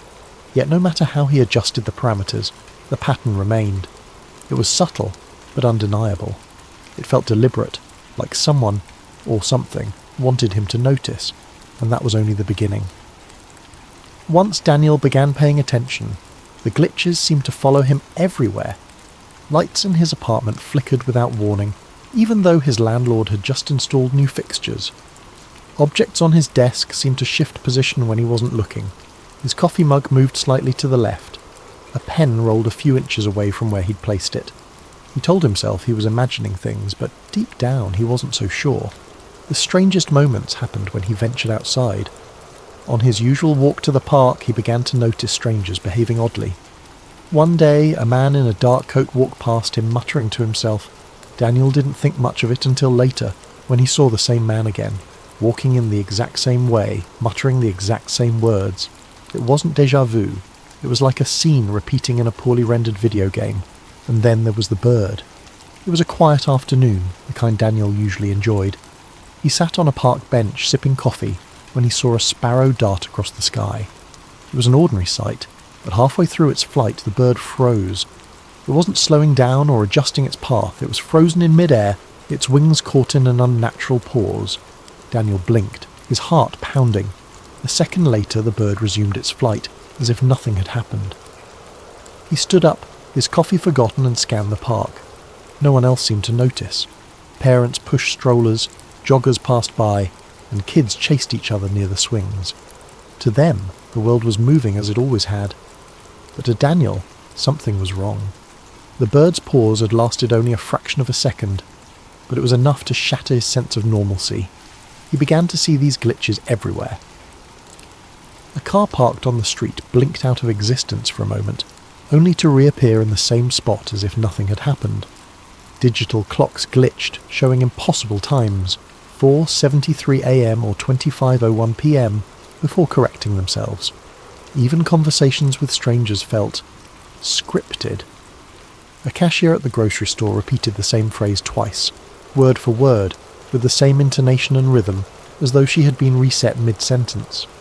Daniel couldn't escape the feeling that the world around him was unravelling. Or perhaps it wasn't unravelling. It was revealing itself layer by layer, as if daring him to dig deeper. As weeks passed, Daniel's obsession consumed him. like a fire spreading through dry wood. What had started as a casual curiosity about simulation theory had evolved into an all-encompassing fixation. His once tidy apartment now resembled a war room. Walls covered in hastily scribbled notes, strings of red yarn connecting photographs and diagrams, and stacks of open books teetering precariously on every available surface. The soft glow of computer screens illuminated the chaos, their hum a constant background noise as Daniel delved deeper into his quest for answers. Friends had stopped reaching out, their texts and calls ignored until they dwindled into silence. Daniel barely noticed. His world had narrowed to a singular purpose, to prove that reality was not what it seemed. Days and nights blurred together as he scoured the internet for clues, digging through obscure forums, listening to late-night podcasts, and watching grainy videos of supposed glitches in the Matrix.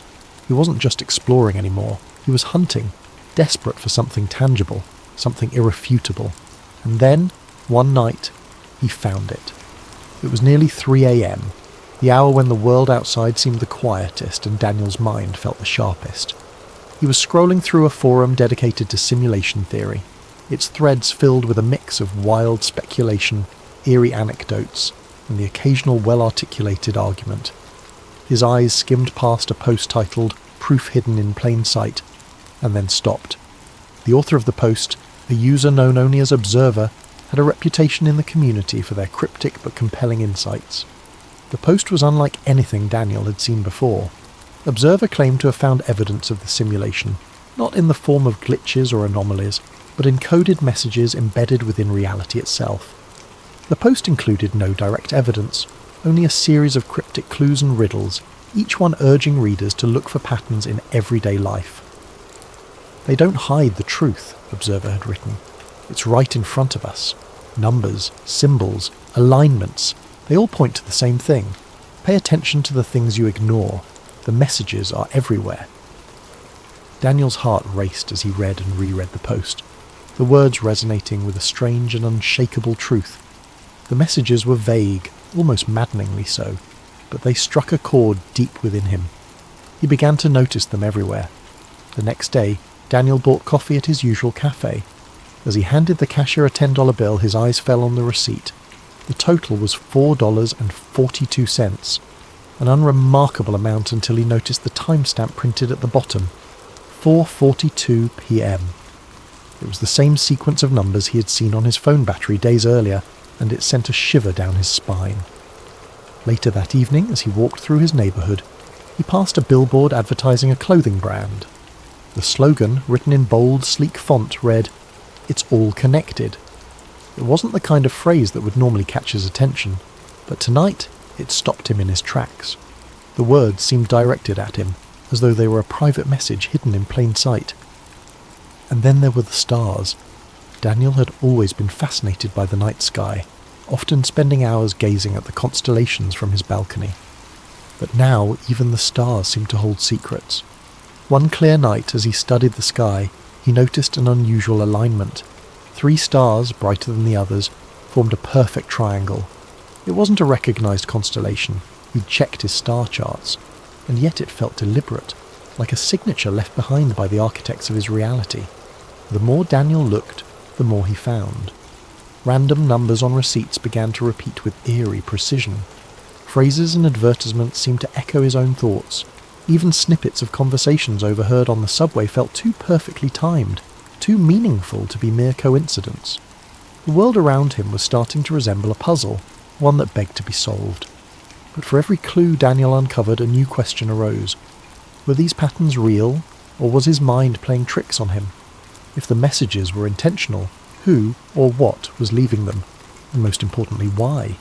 The answers, Daniel felt, were tantalizingly close. Yet the more he searched, the more the lines between reality and illusion began to blur. His once firm grasp on the world around him was slipping, replaced by a growing sense of unease. Somewhere, buried within the fabric of existence, he was certain the truth awaited him. All he had to do was find it. Daniel couldn't shake the feeling that someone, or something, was watching him. At first it was subtle, a twinge of unease when he sat in front of his computer for too long, or the sense that shadows shifted slightly in his peripheral vision. But as days passed, the signs became impossible to ignore. His computer began behaving in ways that defied explanation. Files he hadn't touched would open on their own, random error messages would flash across his screen, and his webcam light flickered on for a few seconds at a time, though he had never enabled it. Each new glitch sent a shiver down his spine. He tried to rationalize it. Perhaps it was a software bug or malware. He ran scans, reinstalled programs, even replaced his webcam entirely. But the anomalies persisted, and with each one, the sensation of being observed grew stronger, like an invisible presence was scrutinizing his every move. Then came the night everything changed. It was late, well past midnight. The quiet hum of the city outside was barely audible over the faint whir of Daniel's computer fan. He had been sifting through yet another obscure forum thread, his tired eyes scanning lines of cryptic text, when the screen suddenly went black. His fingers froze mid-typing, the room plunged into an unnatural silence. Even the gentle buzz of his desk lamp seemed to fade away. Before he could react, white text flickered onto the dark screen. The words were simple but chilling. "You're getting close." Daniel's breath caught in his throat. His pulse quickened as he leaned forward, his face illuminated by the eerie glow of the message. He stared at the screen, half expecting more text to appear, but none did.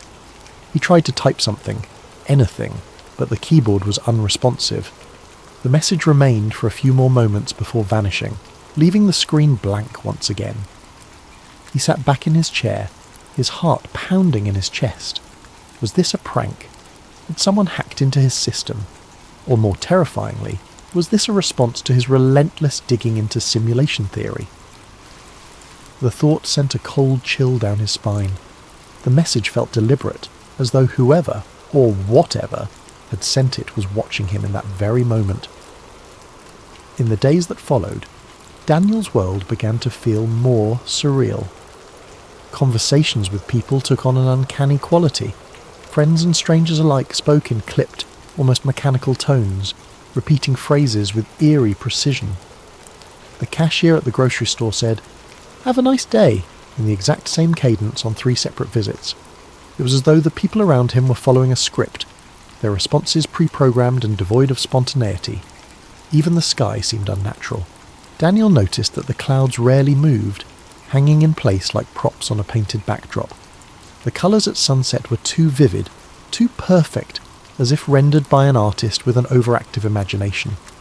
The air itself felt heavier, charged with an invisible tension that made his every breath feel laboured.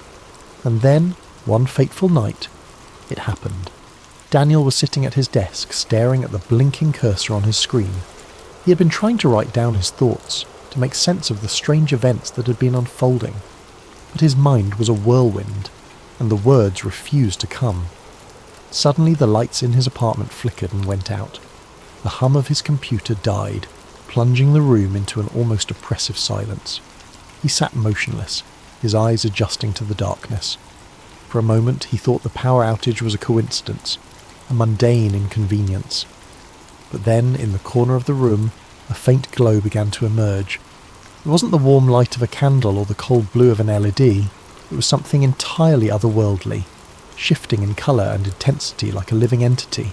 The glow grew brighter, pulsing rhythmically as it filled the room with an ethereal light. Daniel's breath hitched as he stood, his movements slow and cautious. Within the glow he began to see patterns, lines of cascading numbers and symbols, shimmering and shifting like the surface of a disturbed pond.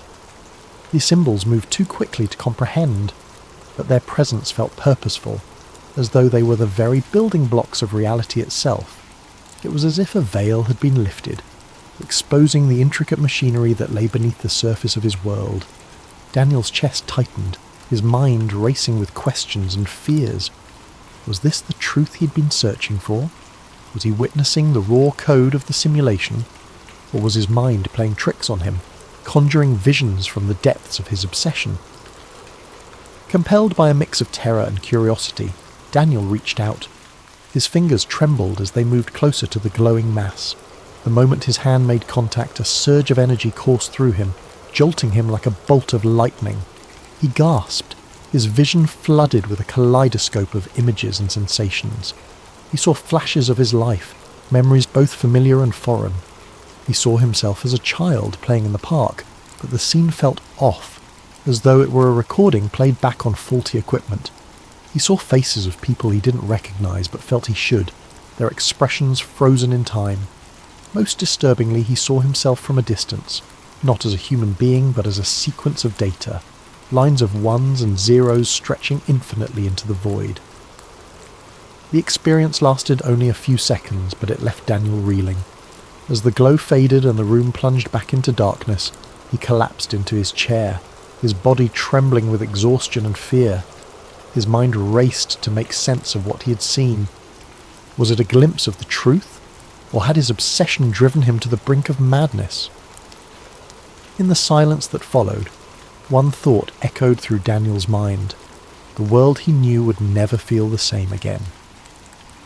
In the days that followed, Daniel struggled to make sense of what had happened. He replayed the events over and over in his mind. The glowing code, the surge of energy, the kaleidoscope of images that had flashed before his eyes. Was it possible that he had truly glimpsed the underlying fabric of reality, or had his mind, pushed to the brink by his obsession, simply conjured it in a moment of exhaustion? No matter how many times he turned the question over, the answer remained elusive. He began to move through life with a strange sense of detachment. Every moment, every interaction, every sensation carried with it the faint echo of artificiality. The world around him, once vibrant and full of life, now felt like a carefully constructed facade. Conversations felt scripted, as though the people around him were reading from lines they didn't fully understand. The sound of traffic outside his apartment seemed monotonous, like a looped recording playing on repeat. Even the city lights that twinkled in the distance felt calculated, their brightness too perfect, their arrangement too deliberate. Daniel spent hours staring out the window of his apartment, watching the world unfold below. He noticed details he had never paid attention to before. The way pedestrians seemed to walk in synchronized patterns, the way the wind rustled the trees as though following an unseen rhythm. It was as if the simulation, if that's what it was trying harder than ever to convince him of its authenticity. But the harder it tried, the more artificial it felt. One evening, as he watched the sun set behind the city skyline, a strange calm settled over him. The colours of the sky, vivid oranges and purples fading into deep blue, felt impossibly beautiful, almost as if they had been painted just for him. And in that moment, Daniel realised something profound. Whether the world was real or simulated didn't matter. His experience of it was all he had, and it was no less meaningful for being uncertain. The laughter of a child playing in the park, the warmth of the sun on his skin, the taste of his favourite coffee, these things felt real. They brought him joy, comfort and connection, and perhaps that was enough. Daniel didn't stop wondering about the nature of reality. His curiosity was too deeply ingrained to simply vanish. But he no longer let it consume him. Instead, he began to focus on the things that grounded him, the friends he had neglected, the hobbies he once loved, the simple pleasures that made life worth living. If the world was a simulation, then it was a beautiful one, and he would cherish it for what it was. As he sat by his window that evening, the city lights twinkling in the distance, Daniel felt a sense of peace he hadn't known in months. The question of whether his world was real or fabricated faded into the background, replaced by a quiet acceptance of the mystery. Some truths, he realised, didn't need answers. Sometimes the beauty of the question was enough. Thank you for joining us tonight on Sleep Theories. May this story of reality and illusion inspire you to reflect, to wonder, and to find comfort in the unknown. Sleep well, and let your dreams carry you to a place of endless possibility. Sweet dreams. For thousands of years, people have whispered about a lost civilization, an ancient world that was rich, powerful, and far more advanced than anything humanity has ever known. This is the story of Atlantis, a place that many believe holds secrets capable of transforming the world. But Atlantis isn't just a legend. For some, it's a conspiracy, hidden away by powerful forces who want its secrets buried forever. For those who believe in the conspiracy, Atlantis represents more than just a lost city. It's a symbol of everything that has been suppressed throughout history. The idea that an ancient civilization could possess technology, wisdom, and knowledge far beyond our current understanding is both thrilling and terrifying. What if the Atlanteans had harnessed the power to manipulate energy, cure diseases, or even travel across the stars? What if they had discovered truths about the universe that we are only beginning to understand today? And yet, despite the tantalizing possibility, Atlantis remains elusive, its true nature hidden beneath the sands of time and the depths of the ocean. This, to the conspiracy theorists, is no accident. They argue that powerful elites, whether governments, shadow organisations or ancient secret societies, have worked to keep the truth about Atlantis buried, believing that such knowledge could destabilise the world's current power structures. Imagine the upheaval that would follow if such a discovery were to be made public. Industries built on oil and energy would collapse. Technologies we have only dreamed of could become reality, and the entire way we understand human history might be turned upside down. The very fact that Atlantis remains unfound only strengthens the belief that these powerful forces are actively suppressing the truth. The story of Atlantis, then, is not just a story of a lost civilization. It is a story of control, of how those who hold power might go to extreme lengths to prevent the masses from uncovering a truth that could change everything. The conspiracy doesn't just suggest that Atlantis was a real place. It proposes that what Atlantis represents is so dangerous, so revolutionary, that it must be kept hidden at all costs. The story of Atlantis begins with the ancient Greek philosopher Plato, who around 360 BC wrote about an extraordinary civilization that existed 9,000 years before his time. In his dialogues, Timaeus and Critias, Plato described Atlantis as a vast island empire beyond the Pillars of Hercules, the area we now know as the Strait of Gibraltar. Atlantis was a civilization with unmatched wealth and power, boasting vast resources, advanced architecture, and knowledge beyond the understanding of other cultures. The Atlanteans, however, grew arrogant and morally corrupt, challenging even the gods. As punishment, the gods supposedly sent a cataclysmic disaster that sank the entire island in a single day and night, taking the city and its secrets with it to the bottom of the ocean. For centuries, many believed Plato's story was merely a legend or an allegory. But over time, Atlantis transformed from a mythical place into a real mystery, captivating explorers, archaeologists, and conspiracy theorists alike. The story grew as new theories surfaced, each claiming Atlantis might not only have been real, but might also hold answers to some of humanity's deepest questions. As explorers searched for Atlantis, they proposed countless possible locations. Some pointed to Santorini, a Greek island that suffered a massive volcanic eruption that wiped out a flourishing civilization around 1600 BC. Others looked to the waters off the coast of Spain, believing underwater structures found there might be remnants of the lost city. There were even more far-flung theories that placed Atlantis in South America, under Antarctica's ice, or in the Sahara Desert, where a strange ring-like structure known as the Richat structure, nicknamed the Eye of the Sahara, resembles Plato's description of concentric rings in the city's design. Beyond the search for a physical location, the mythological aspects of Atlantis have fascinated scholars and storytellers for centuries. In Greek mythology, Atlantis represents more than just a city. It's a symbol of humanity's reach for greatness and the tragic downfall that often accompanies it. Plato's account of Atlantis wasn't just about an advanced civilization. It was a tale of ambition, power, and ultimately, divine retribution. In his dialogues, Plato presents Atlantis as a place blessed by the gods, particularly Poseidon, the god of the sea. According to legend, Poseidon created Atlantis by carving an island for his beloved mortal wife, Cleito. They had 5 sets of twin sons who became the kings of the island, dividing it into 10 distinct kingdoms. The Atlantean kings ruled over the people and were initially just, wise, and aligned with the virtues Poseidon embodied: balance, power, and respect for nature. However, over generations, the Atlanteans began to drift from these virtues, becoming increasingly greedy, corrupt, and hungry for domination. Their once harmonious society fell victim to excess, losing touch with their divine origins. This moral decline is crucial to understanding Atlantis as a myth. The Atlanteans' downfall wasn't merely a result of natural disaster, but was symbolic of divine punishment. In the ancient world, myths often served as warnings, teaching that pride and moral corruption would invite the wrath of the gods. When the Atlanteans turned away from their principles, Zeus, the king of the gods, called a council to punish them for their hubris. In a single day and night he sent earthquakes and floods that sank the entire civilization beneath the ocean, erasing it as if it had never existed. This mythological element emphasizes the idea that Atlantis represents a golden age of human potential, lost to greed and arrogance, a recurring theme across many ancient tales.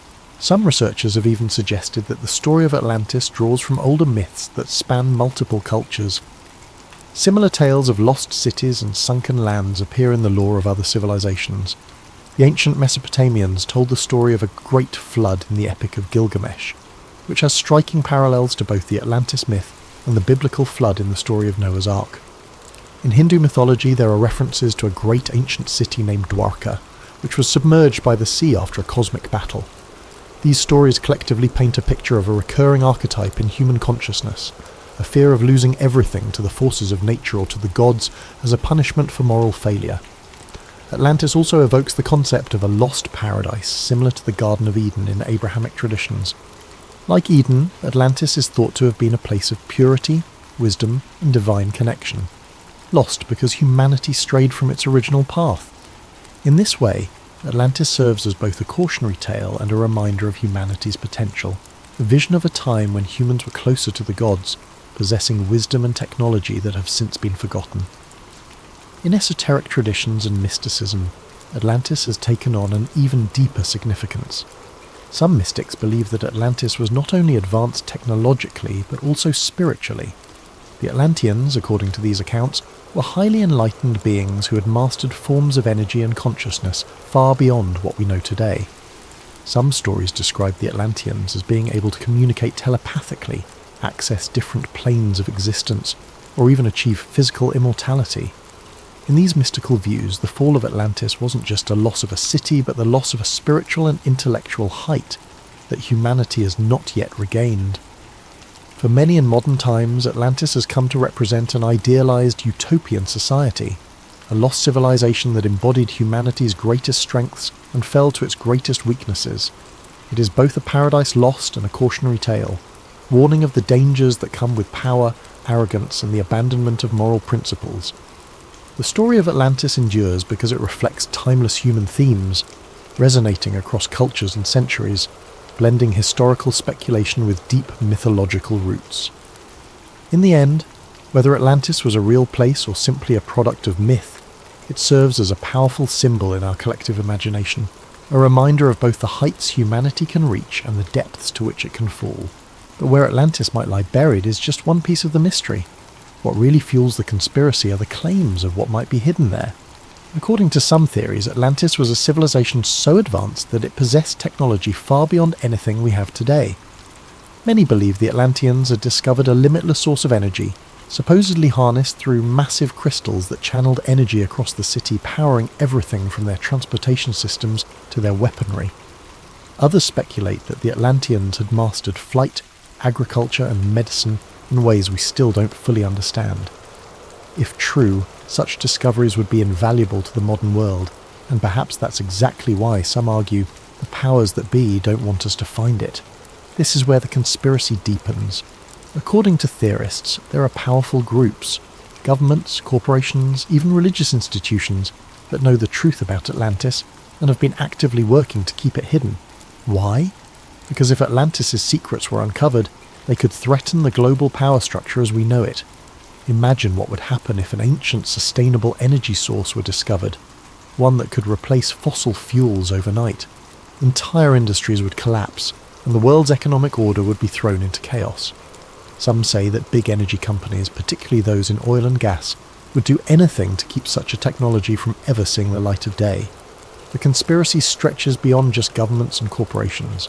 Some even believe that religious organizations, particularly the Vatican, might be involved.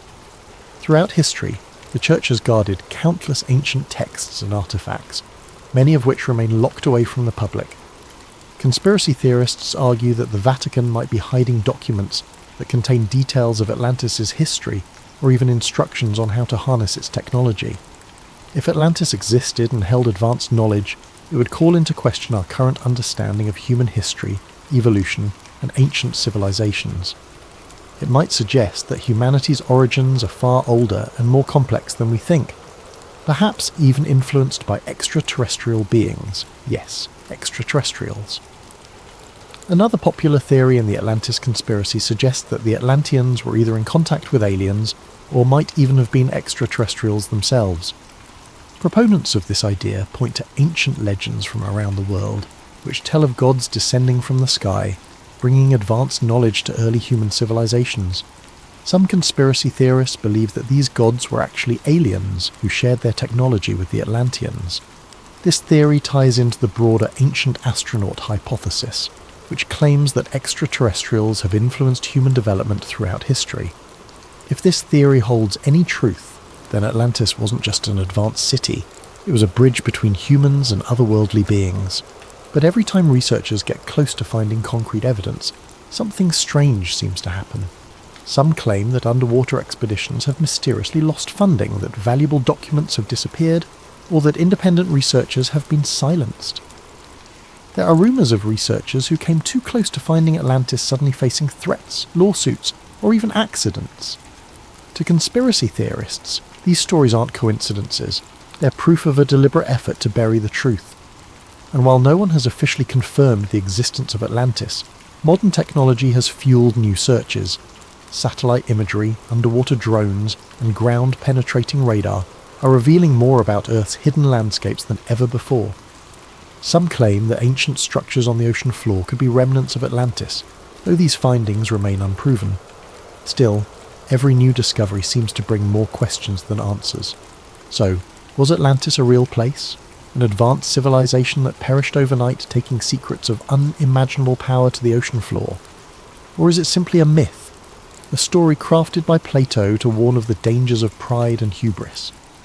For those who believe in the conspiracy, Atlantis is more than a cautionary tale. It's a hidden chapter in human history, one that's been intentionally erased. And the fact that we haven't found it yet doesn't discourage them. It only deepens their conviction that powerful forces want to keep Atlantis' secrets buried forever.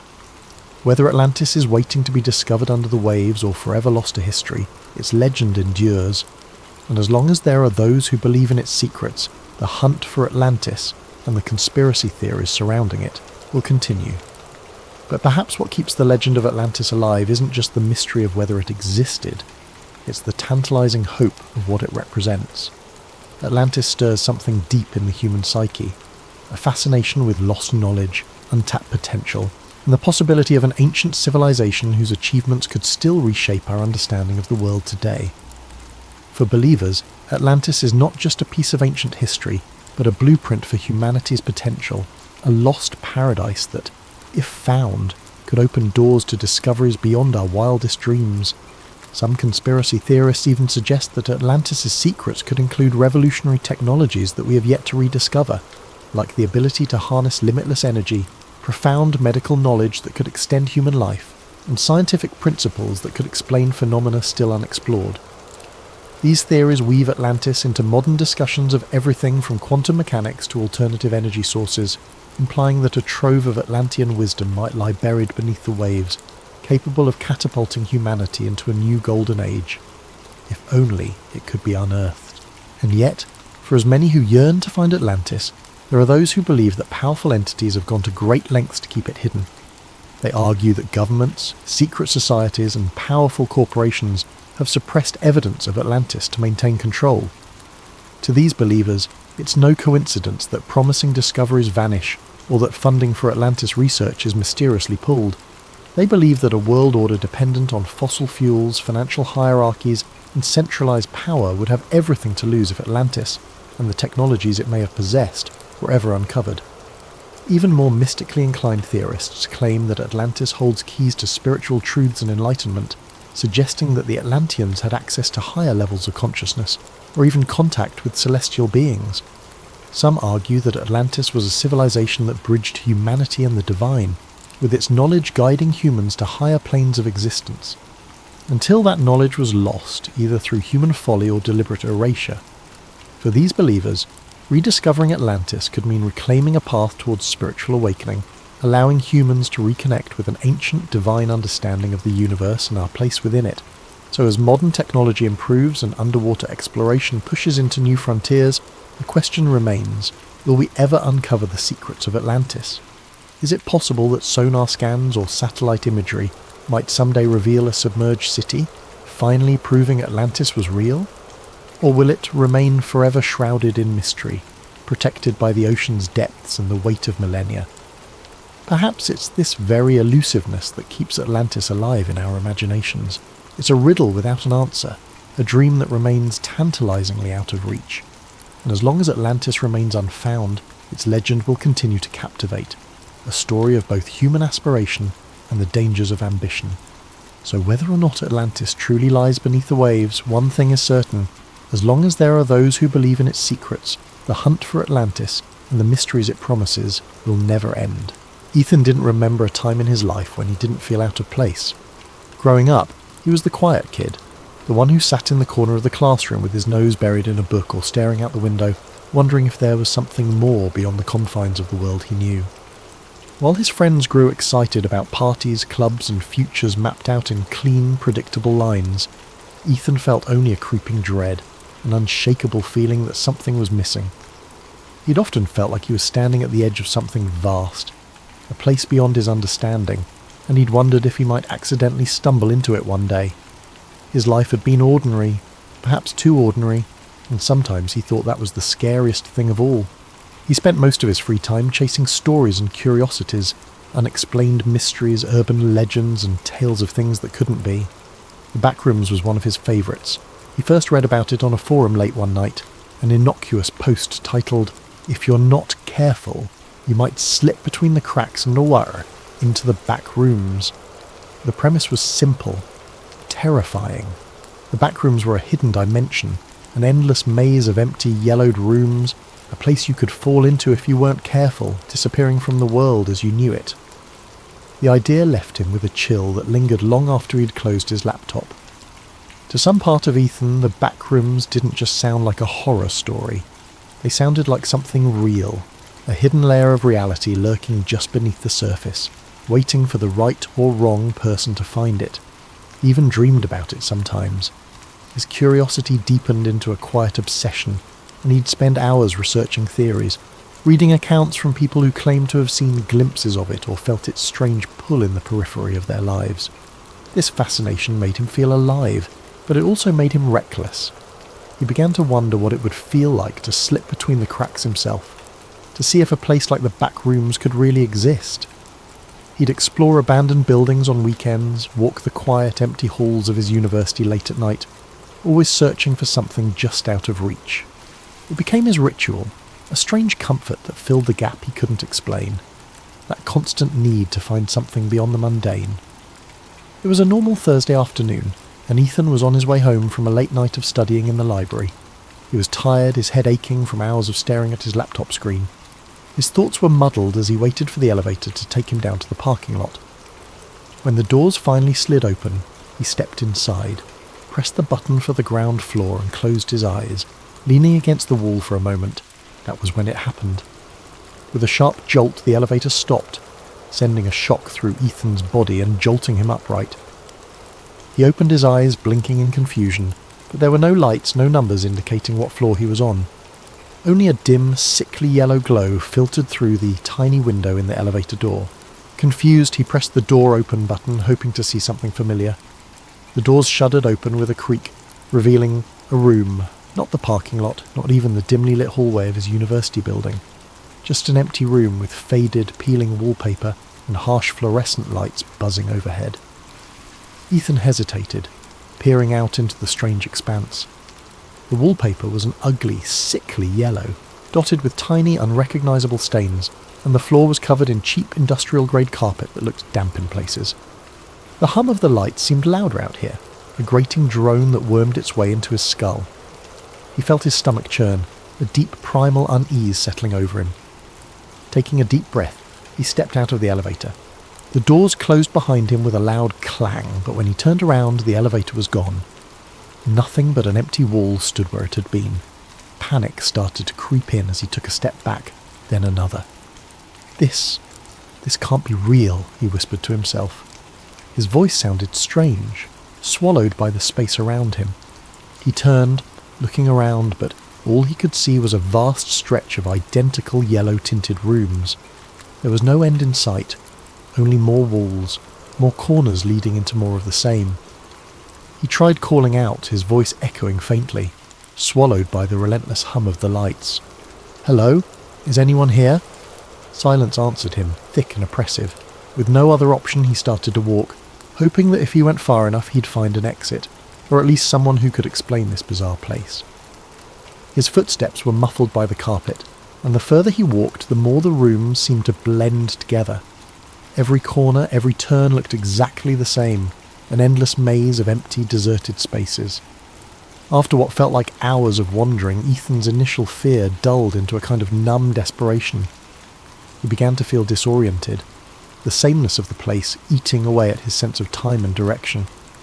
His throat felt dry, and he realised he hadn't seen any signs of water, food, or even another living soul. Just endless rooms and the nauseating stench of stale air. Then he saw it. A shadow, flickering just beyond the edge of his vision, barely noticeable against the yellow walls. He froze, his heart pounding. The shadow was moving. "Hello," he called out again, his voice cracking. "Is someone there?" The shadow darted out of view, slipping around a corner before he could get a good look at it. His instinct was to run, to get as far away from that shadow as possible, but something compelled him forward. A morbid curiosity mingled with the faint hope of finding another human being in this nightmare. He crept forward, rounding the corner, but the shadow was gone.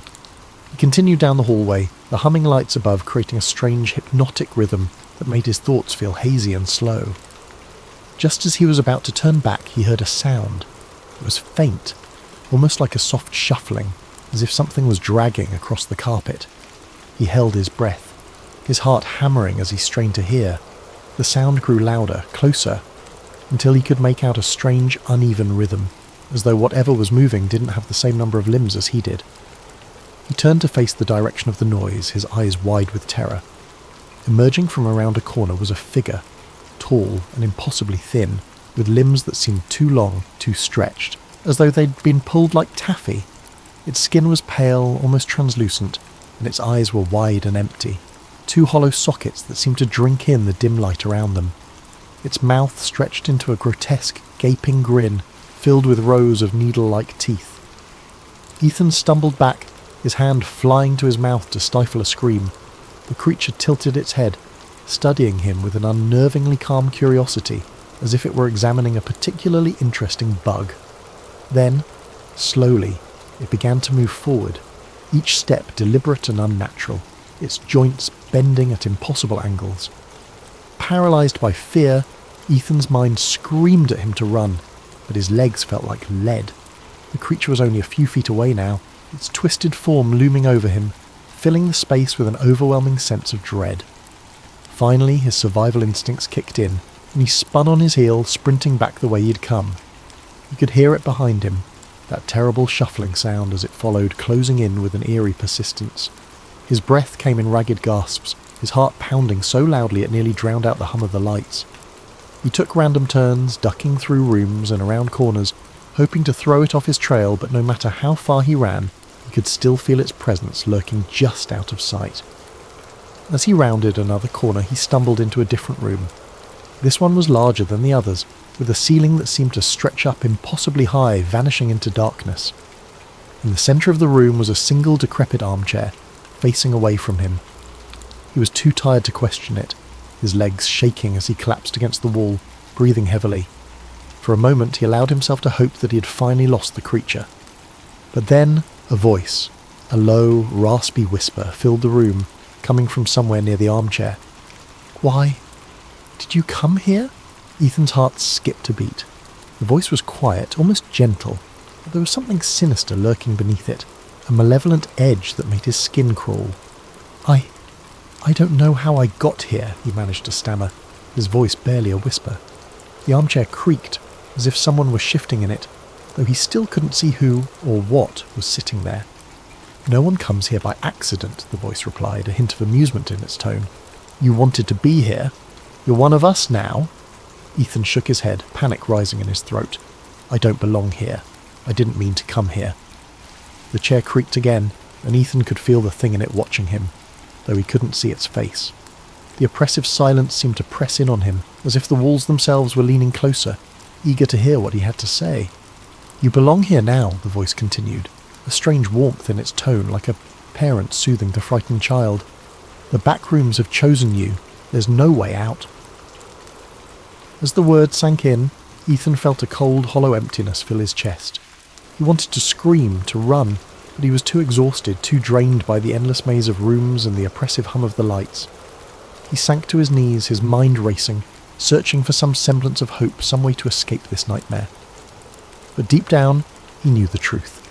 There was no way out.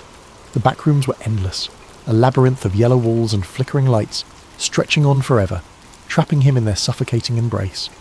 The thing in the armchair chuckled softly, a sound that echoed off the walls, filling the room with a dark, mocking joy. "Welcome home, Ethan," it whispered. And as the lights flickered above him, casting long shadows that seemed to close in from every corner, Ethan felt himself slipping away, the last fragments of his sanity dissolving into the hum of the fluorescent lights. He was home. After his harrowing escape from the back rooms, Ethan struggled to return to his normal life. He tried to convince himself that it had been a nightmare, the result of exhaustion and a wandering mind. But deep down, he knew the truth. He'd been there, in that endless maze of yellow rooms, the echoing hum of fluorescent lights buzzing in his ears, the creature with the impossibly long limbs hunting him through every corner and corridor. He'd only narrowly escaped, stumbling back through an elevator that had seemed to appear out of nowhere and waking up in the real world as though nothing had happened. Weeks passed, but the back rooms haunted him. He saw glimpses of it in reflections, in dark corners, even in the university hallways that had once seemed so ordinary. He developed a hyper-awareness, a dread that every corner he turned would lead him back into that yellow, buzzing nightmare. His friends noticed his anxiety, his sleeplessness, but he couldn't bring himself to tell anyone. How could he explain something so surreal, something he could hardly believe himself? He was sure it would get better with time, but his dreams betrayed him. Almost every night he would return to the back rooms in his sleep. He would wander through its endless corridors, its stale, musty air thickening with every breath. No matter how he tried to direct his dream, no matter how aware he became, he was always drawn deeper into the maze. And in every dream the creature was there, lurking in the shadows, watching him with those empty eyes, that horrible grin. One night Ethan jolted awake, sweat pouring down his face, the hum of the fluorescent lights still ringing in his ears. His pulse pounded as he sat in the darkness of his room, clutching his bedsheets. It was a nightmare, just a nightmare, he told himself over and over. But the line between waking and sleeping was blurring, and he began to feel as though the back rooms were calling to him, beckoning him back. Despite his growing fear, something within him stirred, a curiosity, or perhaps a sick obsession. The fear of returning to the back rooms was tempered by an undeniable pull, a whisper that told him he hadn't yet seen everything there. He was certain it would swallow him whole if he went back, but some part of him felt he had to know the truth of what lay beyond those endless yellow rooms. The uncertainty gnawed at him, tugging at the back of his mind until he could think of little else. One Friday night, after another sleepless week, he gave in. It was as though he were possessed, acting on some deep unspoken impulse. He found himself back in the library, a little past midnight, with nothing but the quiet hum of the building to keep him company. He rode the same elevator he'd taken the last time, pressing the ground floor button, feeling the jolt as the elevator began its descent. But this time, there was no jolt to stop him. The elevator smoothly reached the ground floor, and the doors slid open to reveal the quiet university lobby. Disappointed and relieved in equal measure, he let out a shaky laugh. He'd been foolish, he thought, to believe the back rooms could be summoned by something so simple. As he stepped out of the elevator, he froze. The lobby looked different. The lights were dimmer, the walls slightly yellowed, and an odd damp smell hung in the air. Slowly, his heart sinking, he turned to look behind him. The elevator doors were still open, but there was no lobby beyond them. Only the familiar yellow-tinted wallpaper, the buzz of the fluorescent lights, and that endless carpeted expanse stretching into oblivion. Ethan felt a wave of nausea wash over him. He was back. Taking a deep breath, he steeled himself. This time, he wouldn't panic. He would stay calm, map out a path and find his way out. He'd done it once and he could do it again. But as he started to walk, he noticed subtle differences. The rooms felt darker, the smell stronger, almost like mildew mixed with something metallic. And the buzzing was louder, a harsh, grating sound that rattled in his skull. He wandered through the hallways, taking mental notes of every turn, every detail he could remember. But the back rooms seemed to shift around him, subtly changing with each step, making it impossible to find his way back. And soon enough, he began to hear the faint, shuffling footsteps he dreaded. The creature was here again. Ethan quickened his pace, his heart pounding. The footsteps followed him, echoing in sync with his own. He glanced over his shoulder, catching a glimpse of its grotesque, elongated form rounding a corner, moving with a horrible, jerking grace. He forced himself to keep calm, his mind racing as he tried to think of a way to escape. Room after room he searched for a way out, for any clue that could guide him. But the rooms seemed different this time, as if they were trying to trap him. The walls seemed to close in on him, narrowing with every turn, the air growing thick and stagnant. The creature's footsteps grew louder, closer, and Ethan knew he couldn't keep running forever. Finally, he stumbled into a room that looked different.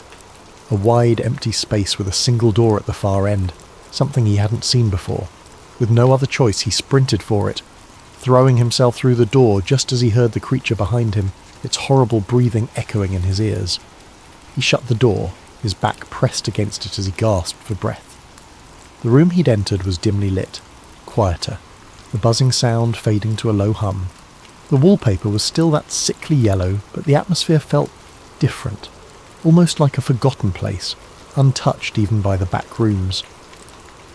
In the centre of the room was a large rusted metal door, unlike anything he'd seen in his previous visits.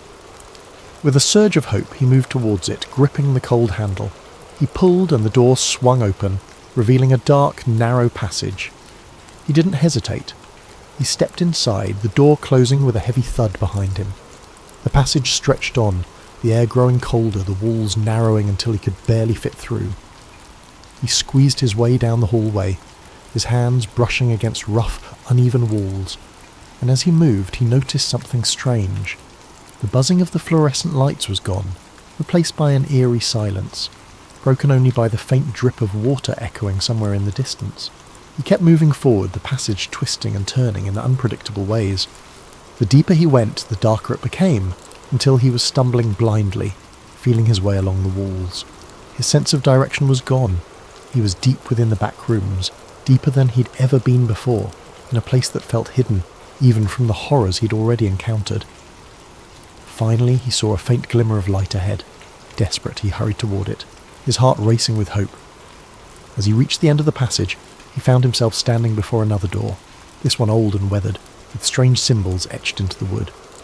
With trembling hands he opened it, stepping through into his room, his own bedroom, dimly lit by the first light of dawn.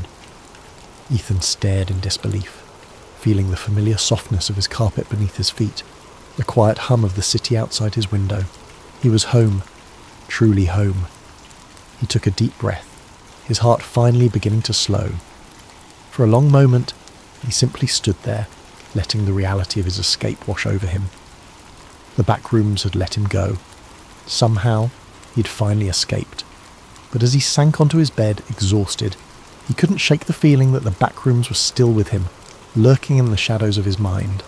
The buzzing of the fluorescent lights, the stale smell, the creature's hollow eyes, all of it haunted him, a presence he could feel even in the safety of his room. And then he realized with a shiver that the room felt colder than usual. A subtle, creeping chill filled the air, seeping through the walls, brushing against his skin like fingers trailing ice. His breath fogged in the dim light, something that had never happened before in his cozy apartment. It was as though the warmth and safety he'd known here had been drained, replaced with the oppressive, stagnant atmosphere he'd left behind. Ethan sat up, glancing around. Everything looked normal. The posters on his walls, his desk cluttered with notes, the blanket he'd thrown carelessly to the side.